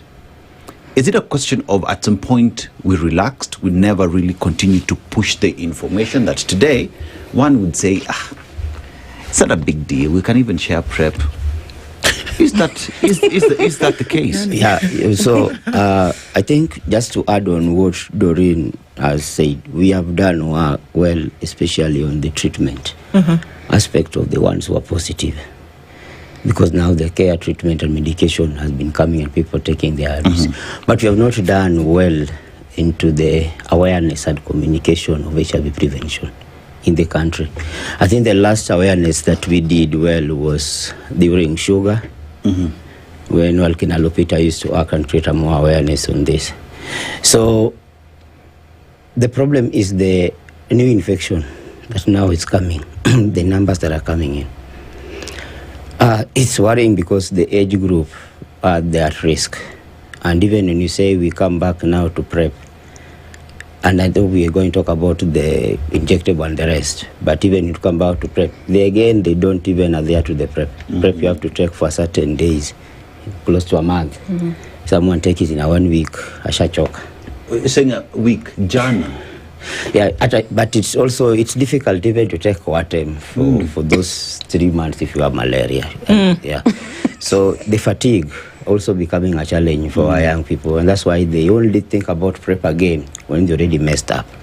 So, and then the process of going to get a PrEP sometimes used to be difficult, that you have to go for HIV testing, and you have to be tested for you to get a PrEP. But now, mtu anasema hili nikufe kama sijui. I don't want to know my HIV status. So niende nitestiwe ndio nipate PrEP. So that one anasema acha tu nibaki vile niko. Itaniua nikijua. So that's also been some barriers ya kuchukua PrEP. But most, again, it's also the ones now are giving birth to PMTCT that we have talked about, giving birth to now young kids and becoming HIV positive. Okay. Where we know we have tried so much so that people can able to take their treatment well. And there is a time that we had treatment interruption where we have a shortage of ARVs in the country. And then now, what happened with when you miss ARVs, it's that because this is supposed to boost your immune system so that any other thing cannot able to come into your body and distract your growth. Okay. So when they boost your immune system, it's supposed to be a way where you take your meds, you adhere to your meds very well, you make sure that you take your treatment every time that you are given. But you find that now when you have a shortage of ARV, some people skip. You take it today in the evening, I skip, I take it tomorrow, so that I can able to cover me for this certain time. But now we have something will come in which is called advanced AIDS. Then advanced AIDS now, most of medication now is not working because you keep adhering, stopping. And then it's now the older AIDS. Think Doreen will help me there. So when you reach now advanced AIDS, it's now reach a stage where sometimes it's not easy for you to be secured or to come back to life. And that is why when you feel that most of our young people who are not taking their medication, they're still having intercourse outside there in university and campus. And some are not using protection.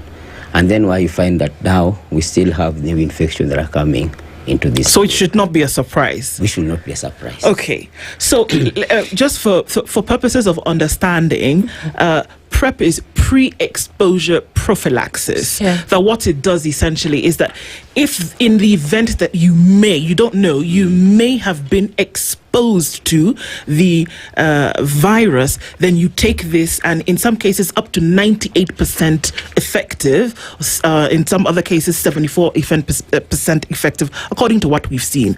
By and large, what we're saying here is that if you made a mistake or you behaved in some kind of interesting behavior, that there's something that you can have. But what we don't sometimes it's for a month, isn't it? It's for 30 days.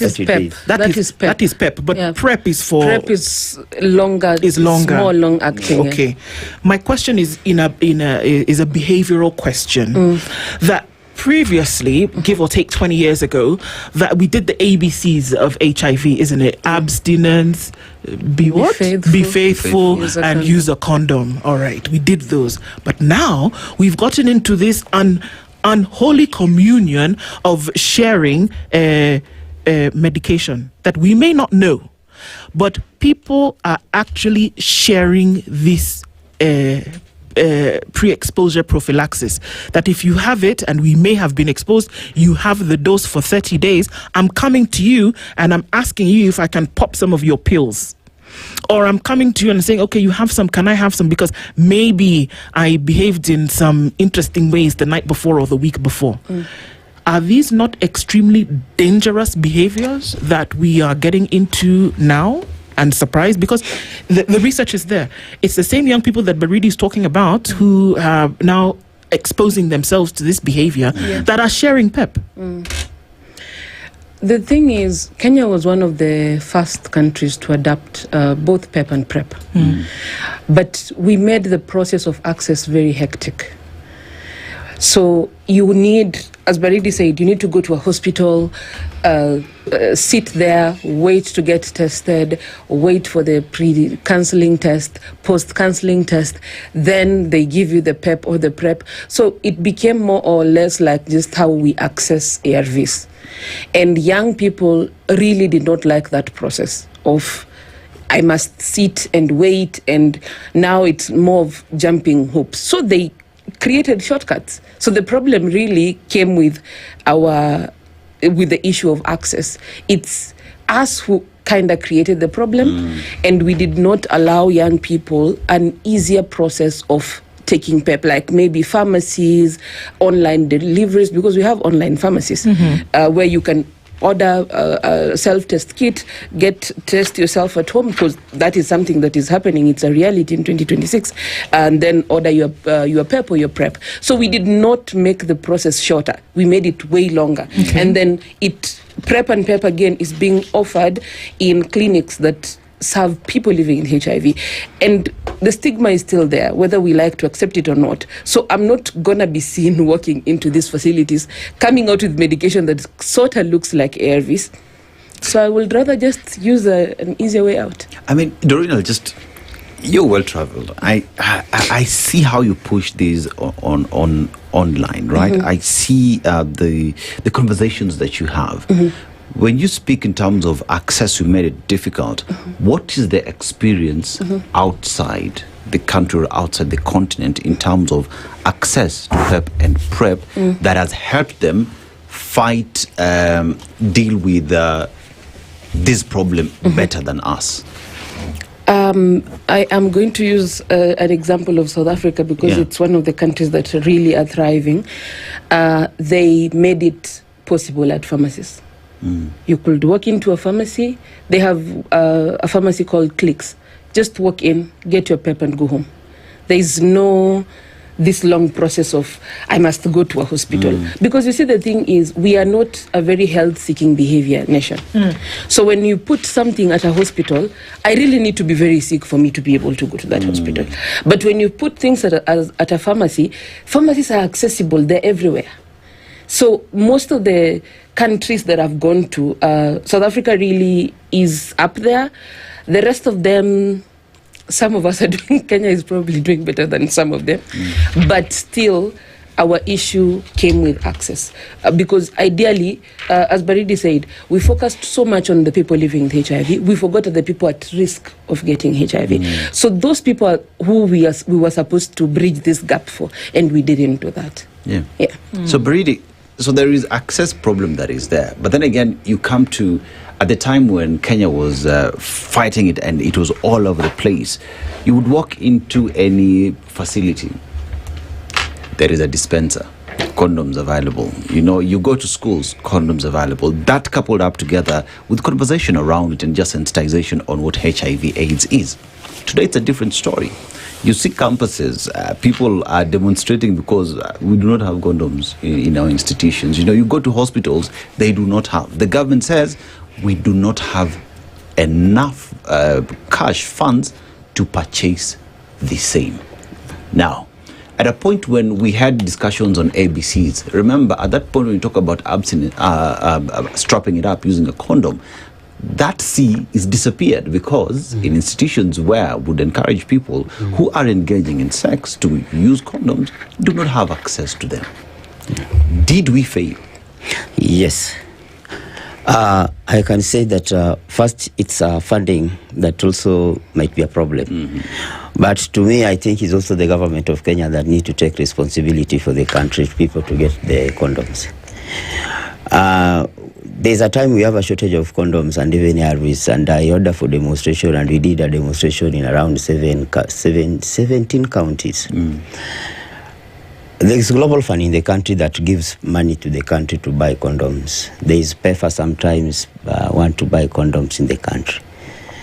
But now you are being told that the money for condoms maybe has been released, but you have to go to KEMSA and look for CEO of KEMSA to plead. Unless you will say that we are going to demonstrate because of condom, is where now the condoms comes out.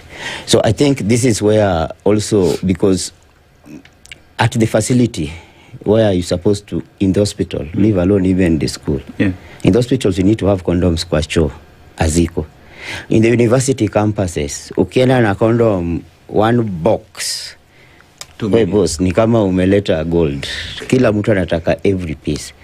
We used to drive a campaign of HIV awareness in different campuses where you test people, you come with King Kaka, they perform on Friday event, but you say Monday to Friday is a testing. For you to enter to King Kaka event, you have to have a wristband. And that wristband is your ticket. So wristband unapewa tu kisha test, na umepewa condom. So when the funding goes down and the US also cut some funding and the rest, the project and the program also go down. And that's why we have been asking the government of Kenya to make sure that at least they put some money for commodities when even the parliament, so that the people cannot able to access these things, can able to get them for free. Because this is the most of the, because even if you say we are using protection, and this is why we come up with the PrEP part of it. PrEP does not prevent STI. And PrEP does not also prevent you not getting pregnant. So what these young people does, when they want PrEP and they don't want to get pregnant, they get PrEP and then they look for P2. APL, yeah. So I may prevent. In fact, if you have to go to these sides of Embakasi on Saturday, sometimes you might miss some shops for P2. And also coming back into Doreen's question, also why Kenya cannot also to put it, you can get PrEP anywhere before. Because even the ones is coming in the country, Len and then Kabele, the one in Odongo Katumbo, the one in Odongo Nyoma. You see yesterday the news, Bule Jama alikufa because alikuwa anatolewa meno in Kawangware, you remember? Yes. So if you give a certificate you and everyone to do this, na ile kudungwa kwa tumbo, what will we have in the country? It's a catastrophe. See. So that's why also sometimes ministers of health try to prevent such things, so that you just go to the known facility, like I'm going to Mbagathi, where you know such cases cannot able to. But if you say it's free there outside, and also this injectable PrEP, also we need to talk about it with the people, because some people think that is a cure. It's not a cure of HIV. And also PrEP, injectable PrEP that is coming in the country, you cannot use it. You cannot use it as a ARVs. So that, because wengine wanadhani ni ARVs ya kudungu after 6 months. It's completely for negative people. Okay.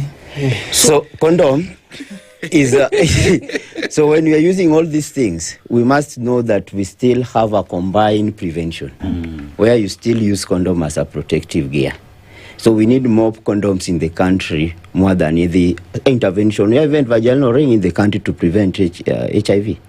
So those one, I think, you already know about it. So we need to do more into creating awareness first from the schools. You know, even if you go to classes, we used to have classes where we have a session where teachers will come and talk health clubs and the rest. So we need to start creating awareness from the school, from the parent, from church and the rest. So we talk about multiple layers of intervention here. Yes. That's clearly necessary. But I want to talk about, there seems to be quite a high element of reckless behavior. Because if Baridi is telling us that people are doing PrEP and emergency contraception, and I don't know what is this cocktail of disaster, and you're not even sure if the thing is going to work.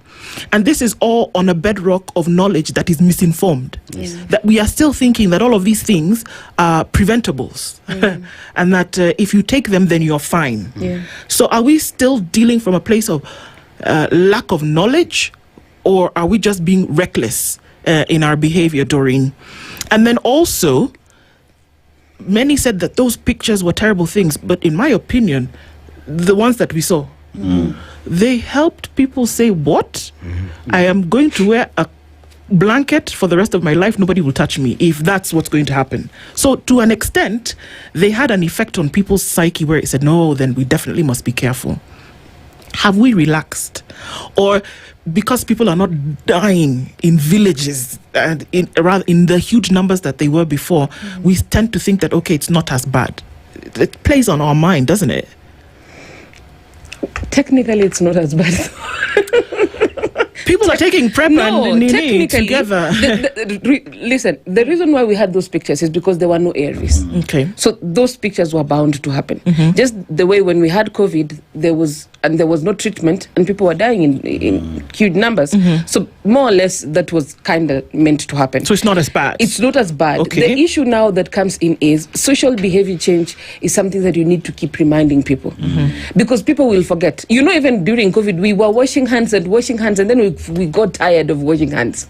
So unfortunately, people need to keep being reminded that HIV is still here, that you can't tell by a person's physical appearance that they have HIV, that your personal health is your personal responsibility and you must prevent it, because there are so many. There's a cocktail of HIV prevention methods available.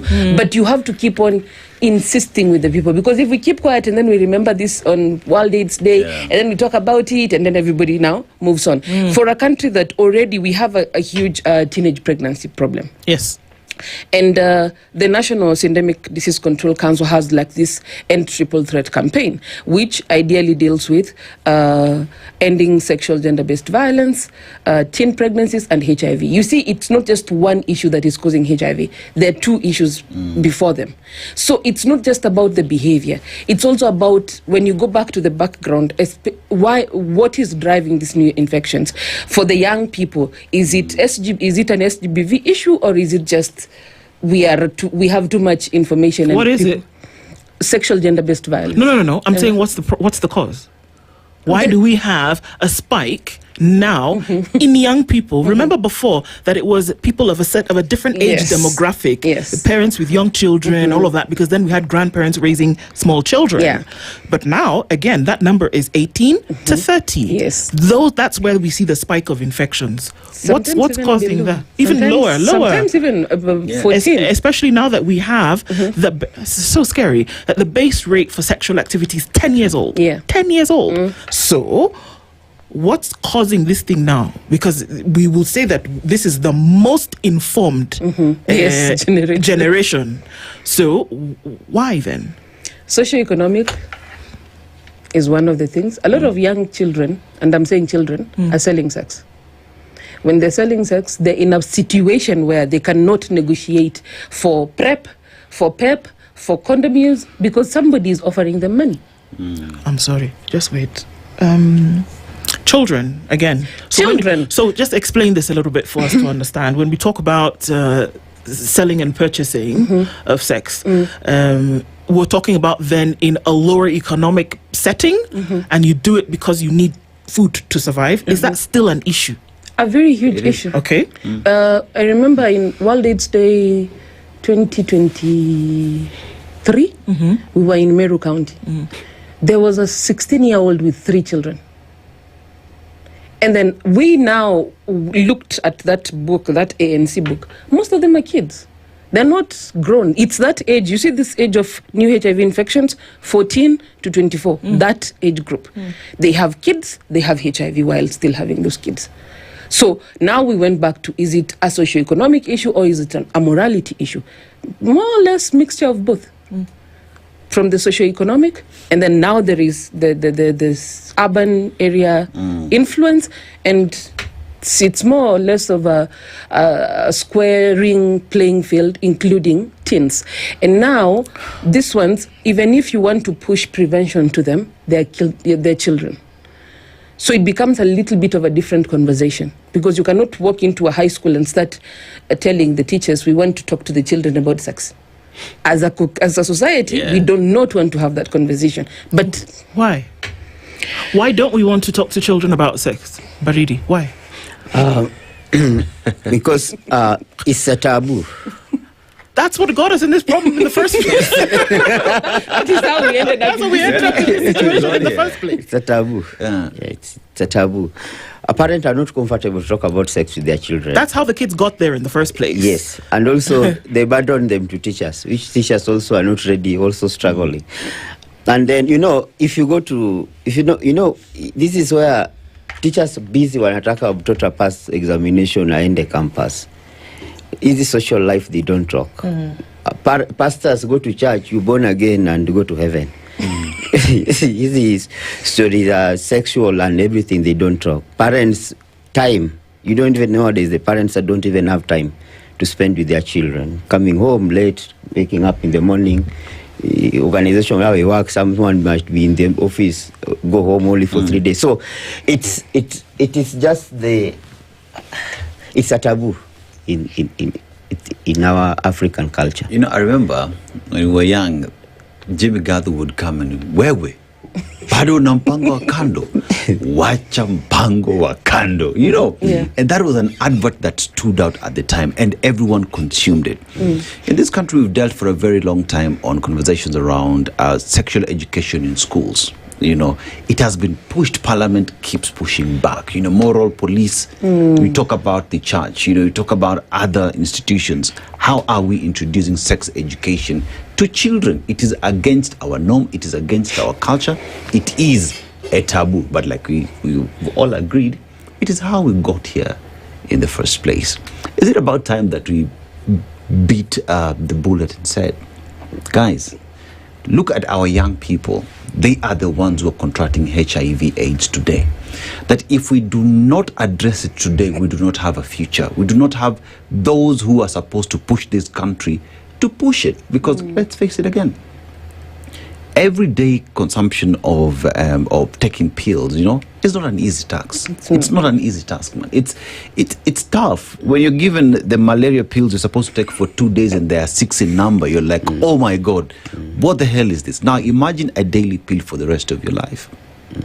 We are not having conversations that we ought to be having today. And perhaps conversations that ought to be there because government says there is no funding. Trump also said, I am pulling out what? My funding to you guys. We need to realize that we cannot take care of HIV today like we did before because everyone is cutting down on the funding. Is it about time, Doreen? That we sat down with our parents and said, we need to start having this discussion. In fact, it's late. Because you see, the era when we did ABC, it was practical. The people getting HIV infections that time was a different cohort of people. Then we move now to, we have ARVs, everybody's looking healthy, people are nice, and we have all of these things, biomedical, what. But now, we have a generation of people who never saw people die of HIV.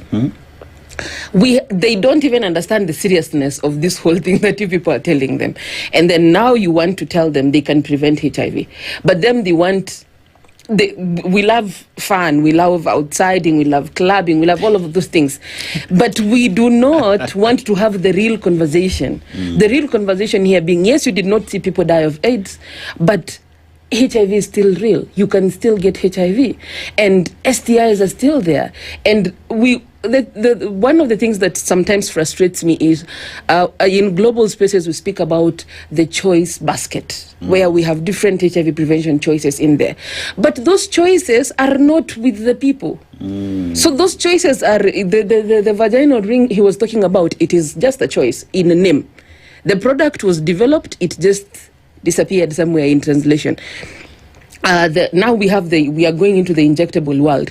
We do not know what is going to be the criteria of access to that. We already have PrEP that when it started, people were taking it a lot. And then all of a sudden, I'm like, nah, I am not taking medication like this to prevent myself. I'm not even sick. So you see that we need to actually come up with a way where we are communicating health-seeking behaviors, HIV being like on top of that list, to the young people in a way that they also understand. Because behavior change is not a one-day job. We cannot just have this conversation and then we say, oh, wow, see, people, new HIV infections have gone down. No, we have to do more podcasts, more YouTube channels, more, wherever young people are, we have to continue insisting. Because the money is going away. And we are not going to be able to sustain the response if more people get HIV. Okay. So, Barid, I want to, even as we talk about this, is sexual transmission still the method with the highest percentage for HIV? Yes. It is, right? Yes. Okay. So we already know that a lot of the people who have HIV today and are getting infected are getting it through sexual transmission. Yes. That is it. Yes. Okay. We have also said that the behavior is changing. Yes. And we've also said that in this generation, even though we are gobbling up so much information, we don't have the historical pictures. So we are not making decisions based on those pictures. So it would seem to me, and this could just be me and my small mind, that you know it's a sexual problem, but we don't want to have a sexual conversation. How are we going to solve the thing? How are we going to do that if we don't have the conversation? Even when we spell sex, we block out the E as though it could be something else, as though it's a musical instrument. Okay, saxophone. Well, I mean, really, we don't want to have the conversation. Even now we're having the conversation and people have left the chat because it's uncomfortable. We don't want to discuss it, but it's killing people. Okay, maybe not killing people and not dropping off the face of the earth like flies, but it's affecting life. It is altering life permanently because there is no cure. You can't get well from this thing. So why don't we have a sexual conversation for a problem which is clearly a sexual one? Mother to child transmission has been severely decreased over time. So it's not mothers breastfeeding their children that's causing the numbers of HIV. It isn't. It's not people cutting themselves with a razor blade and then infecting somebody else. It's not used syringes that are being reused. Even in your basic level 1-2 hospitals, people are not reusing syringes. So it's a sexual problem. But we don't want to talk about it. We want to talk about trucks and pillars of smoke. Why? First, also, I think people need to understand that we have a very big number of people who are tested positive and refuse to go to start treatment. And they're outside there. They are say and they're continuing to have sex.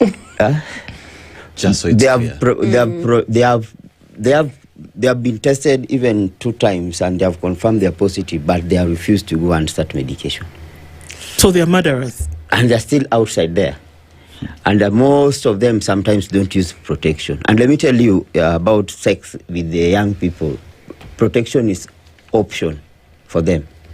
It is when maybe a lady demands that now we have to use a protection. And then that is why we need to start having a conversation. And this conversation needs to start, like Doreen was saying, all the media houses. The government need to take up the role of looking how can we be able to prevent our 50 million plus of people not to get infected. People don't know that it's not about, I think there is no threat. You know why some of us lived, and Okina Doreen and the people, is that there was a threat. You know, hey, ukipata ukedi utakuwa umekonda kama yule. So unasema ile poster nimeona zilikuwa na billboard mbaya, mtu ameulewa, mtu amekufa. Ulikuwa unaona mtu anatangaza ukimwi alikuwa amechoka, ribs imetoka nje, billboard kubwa. Imagine you have been tested. It had an effect. Yes. You have been just tested positive, then get hapo Kisumu unaangalia juu unaona mwenye amekonda mbaya yeye ameenda. You say what? What is the option? You see? So, yes, alafu doka anakuja na kupea dawa zenye unameza kama cocktail, asubuhi, jioni, usiku, uamke, every time and then. But then food the problem, home and everything. So that one is also ilichangamsha wasewa, okay, I don't want to be like that person there. But nowadays even young people asking for ARVs, they say make people look beautiful. Yep. And they're not positive. Sorry? Yes. Yeah. Oh God! It gives you comes in the right places. Yes. That's what it says. in a letter hips and the rest. Yeah. People are joking. So this is a person you want to tell, no boss, HIV umejua ni noma sana. Na wenye wanameza wako sawa, wanaona Doreen ameng'ara kwa TV, ona vile yuko. Ili nyeri habise mumuosha, hata mimi nataka nioshwe, you see? So the information that is outside there is really wrong. And we need to come out and start discussing it. From church, tell people, taking ARVs is not an easy thing. Because you have to take it every day until God take you away. So you are compromised. There's some jobs also that you cannot do. So for example, the mjengo, kukohoa, a lot of things inakuja that will fight your immune and the rest. Sometimes it's difficult for somebody because your immune is compromised and you have to survive the medication. So people need to know that I have to take this thing up to. And also even you are HIV positive, even dating relationship is a difficult. And now that's a problem why even You have somebody dating somebody and even getting married without even knowing their HIV status. And this is a scenario in Homa Bay where a woman anaweka dawa zake ya ARVs kwa unga ya ugali. Okay. ARVs unaweka kwa unga ya ugali. People want to finish me today. Yes. I don't understand. So we put unga ya ugali because umejua your husband, the most thing that men look ataenda kwa ile container ya ugali kuangalia nini iko kwa unga. By the time you want to cook, you take it. Yes, and you return it there. Okay. And also, the woman doesn't want the man to know that she's taking anti. Right. And also, you take condoms to Homa Bay, and then you say this is a place where HIV is big. Huh? Then you know what they're doing to a condom? They have these mulikamwizi phones. Then they take two condoms. Wanaweka mulikamwizi ndani ya condom inafungwa. So wakienda kwa lake kutafuta samaki, wanaifunga huko juu. They say so when the waves comes and the rain comes, it cannot so protect ya simu. It protects the... Yes, so maji yezi ingia because Juala is weak. And Uruba cannot do that. So you are taking, you are budgeting for protection, you are budgeting for... Fishermen for protecting their phones. Guys... So you're like, hey, why are we taking condom? People are not using, but you find them zimetupu after. All over the place. All over the place. And you see, this is a time when we will talk about taking PrEP and everything, but no one is really talking about the cost. Because also managing HIV is not buying Panadol. You know, it is not like even buying a bottle of water. It is expensive. Yeah. You know, and I look at it from a point where if we all were concerned, if the government are concerned in terms of we do not have funding ourselves, aid has gone down, right? And that because of failure of that, our people do not have disposable income to deal with HIV as it would be, then perhaps more power would have been given towards enlightenment, conversations in handling HIV. Have we failed ourselves, Doreen? Technically we have, because the thing is the signs have always been there. You see, when the HIV response in the earlier days, there was money. There was a lot of money. Like people, you will even go to a facility, hauna fare, and then you're given fare to go back home. Yeah. They will even give you twice, the to and fro. Yeah. If you are hungry, they will buy you give lunch. you the shopping baskets. There was a lot of psychosocial support programs. Like there was a lot of things going on. And then those things were cut off. That was our first sign that this money is not going to always be here. So we need to arrange our house. We didn't. We just let the donor continue doing what the donor continue doing. The donor comes with the new programs. We take the programs. They run out of money. We say, okay. And then the donor. So now we ended up to a point where we left. I remember in 2021 thereabout, when the donors said they can no longer buy a Septrin. And they told the government, buy the people living with HIV Septrin. Then the government took a shortcut and said, actually, if you're undetectable, you don't even need that Septrin. So they put it out of the whole care and treatment thing. So then you see this shortcut, again, another, like we just keep ignoring red flags as the HIV response changes. So now we've even left the treatment aspect to the donor's hands.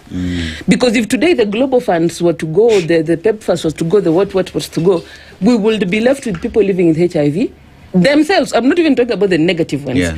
They will not have treatment. Because the government has actually refused to take care, or rather to uptake people living with HIV and just put ourselves in our own, because we understand ourselves. You know, when you're inside the house, you are budgeting, you're saying this month I can buy cooking oil and then this one I can try and eat skuma without tomatoes. Yeah. So you see, we are not arranging ourselves like that. As we are literally, we've given the HIV response to the donor. So even today, as Kenya continues to plan itself and the responsibility has been picked up by the donor, do we even have statistics that one would say belongs to the government of Kenya alone without the support of the donor community? Kenya cannot survive. HIV in Kenya cannot survive without a donor community. Why? That means the government of Kenya cannot even plan in terms of... They can't. Can't or won't? They won't. They don't. You know, it's okay. Say it as it is, Barit. Yeah. I don't know. These guys are not understanding anything. So it's difficult for them to understand because some of them, they are members of their parliament, doesn't even know that people are still living with HIV in the country, are still existing. So even if you take it to the parliament and tell them, put money to the HIV programming in the country. They'll ask you who has HIV. They'll ask you who have HIV. Okay. Or rather, why are the donors not supporting it? Because ideally, it's always been a donor problem. So it's difficult. It's difficult. And you know, let me tell you, do you know how much that we are getting from donor in the country, in Kenya? Global Fund give Kenya 50 billion Kenya shillings. Okay. That is HIV, this TB, HIV, malaria. Okay. And this they are giving it to PR is called PR1, which is maybe government and non-state and state. Government takes 70% of that money to buy commodities, then leave it. The one that you see Kenya Red Cross and I'm refusing. Then right now Trump is giving the country, I think 1.6 billion USD. So government already started planning with this 50 billion that they'll be getting in a year. God. Yet then as government, they have not put the money first. We say, okay, they are trying. But they also depend the donor. To the donor. And with the new injectables that is coming into the country, it's also donor, right? It's donor, right? Yes. But let's just ask the question: with that coming in, is it highly likely that we're going to be even more messier because Nadunga once and then are we likely to see the numbers go even higher? The number might go higher, but the one with the PrEP, the PrEP, the injectable, when you come, I think they also give you a tablet to take. Then again, you'll be given a tablet as they look. It's a still study, and also they're doing it in high burden counties, like in Homa Bay, Siaya, Kisumu, Nairobi. Those, like, they have searched the counties, and then I think it's around 12 for some of them percent coming to the country this month, where I need to start distributed in the counties, and then people need to get it. But now it is good, but we were looking at, are we going to sustain it? Because what you are saying, if we do it to Medungwa 6 months, umembiwa utadungwa tena after 6 months. So what happens if the other 6 months umekuja na umepata maybe the drugs they have not procured? Not even that, we also need to communicate to the people that this is not a vaccine. Yes. That ukikosa hiyo ukidungwa January to June, July bado you need that nini to December. Otherwise, because somebody will go for one nini and they're like, yes. Mimi niko sawa. I'm not at risk. Ama they take the first year dose and then they're like, yeah, I'm never getting this thing. So we also need to communicate to the people that this is not a vaccine. It's the PrEP ile tuko na meza imegeuzwa tu shindano, and you need to take all the doses for you to be prevented. Okay. So if anything has come from this, it's very clear that the communication, usually we complain that communication and information is the last thing that's ever budgeted in some of these projects, that we put the thing there and expect that it will communicate itself, but that it needs to be accompanied by proper communication, because let me tell you, people saw that news story and they already know, bas, we are good now, this thing is coming, we inject it once, we are good. One day I attended the meetings of partners and government planning for prevention, to communicate to people in the community. Sometimes you get out of that meeting zero, because even the terms they are using for the medication, they don't have people to break it down for the public to understand, because they have been planning and they are programmed in their mind and everything. So they have not sat down and say, this is how our people, they can't, once they have talked about it, Iko na Adwale amesema, yes, we have it, it is in the country. Kwisha. We've come to the end of this conversation, but the image that is remaining emblazoned in my mind is the fisherman who is putting his phone in a condom to save the phone and not use it for what it's meant to. If anything tells us that there's a lot of work to be done, it's that picture. So this HIV conversation, we should not only have it on World AIDS Day or the run-up to, it's an everyday lifestyle, behavioral change, impact conversation. Thank you for being part of the one that happened today, and we look forward to more in the future. So we change this thing, save lives, essentially.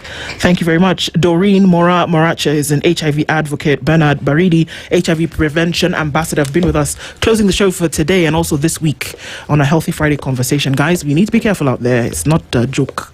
Thank you for joining us today. And thank you for being with us this whole week on The Situation Room. We meet again, God willing, Monday morning. Enjoy the rest of your listening, and we'll talk again soon. It's now 10:01. News from around the world. 94.4 Spice FM.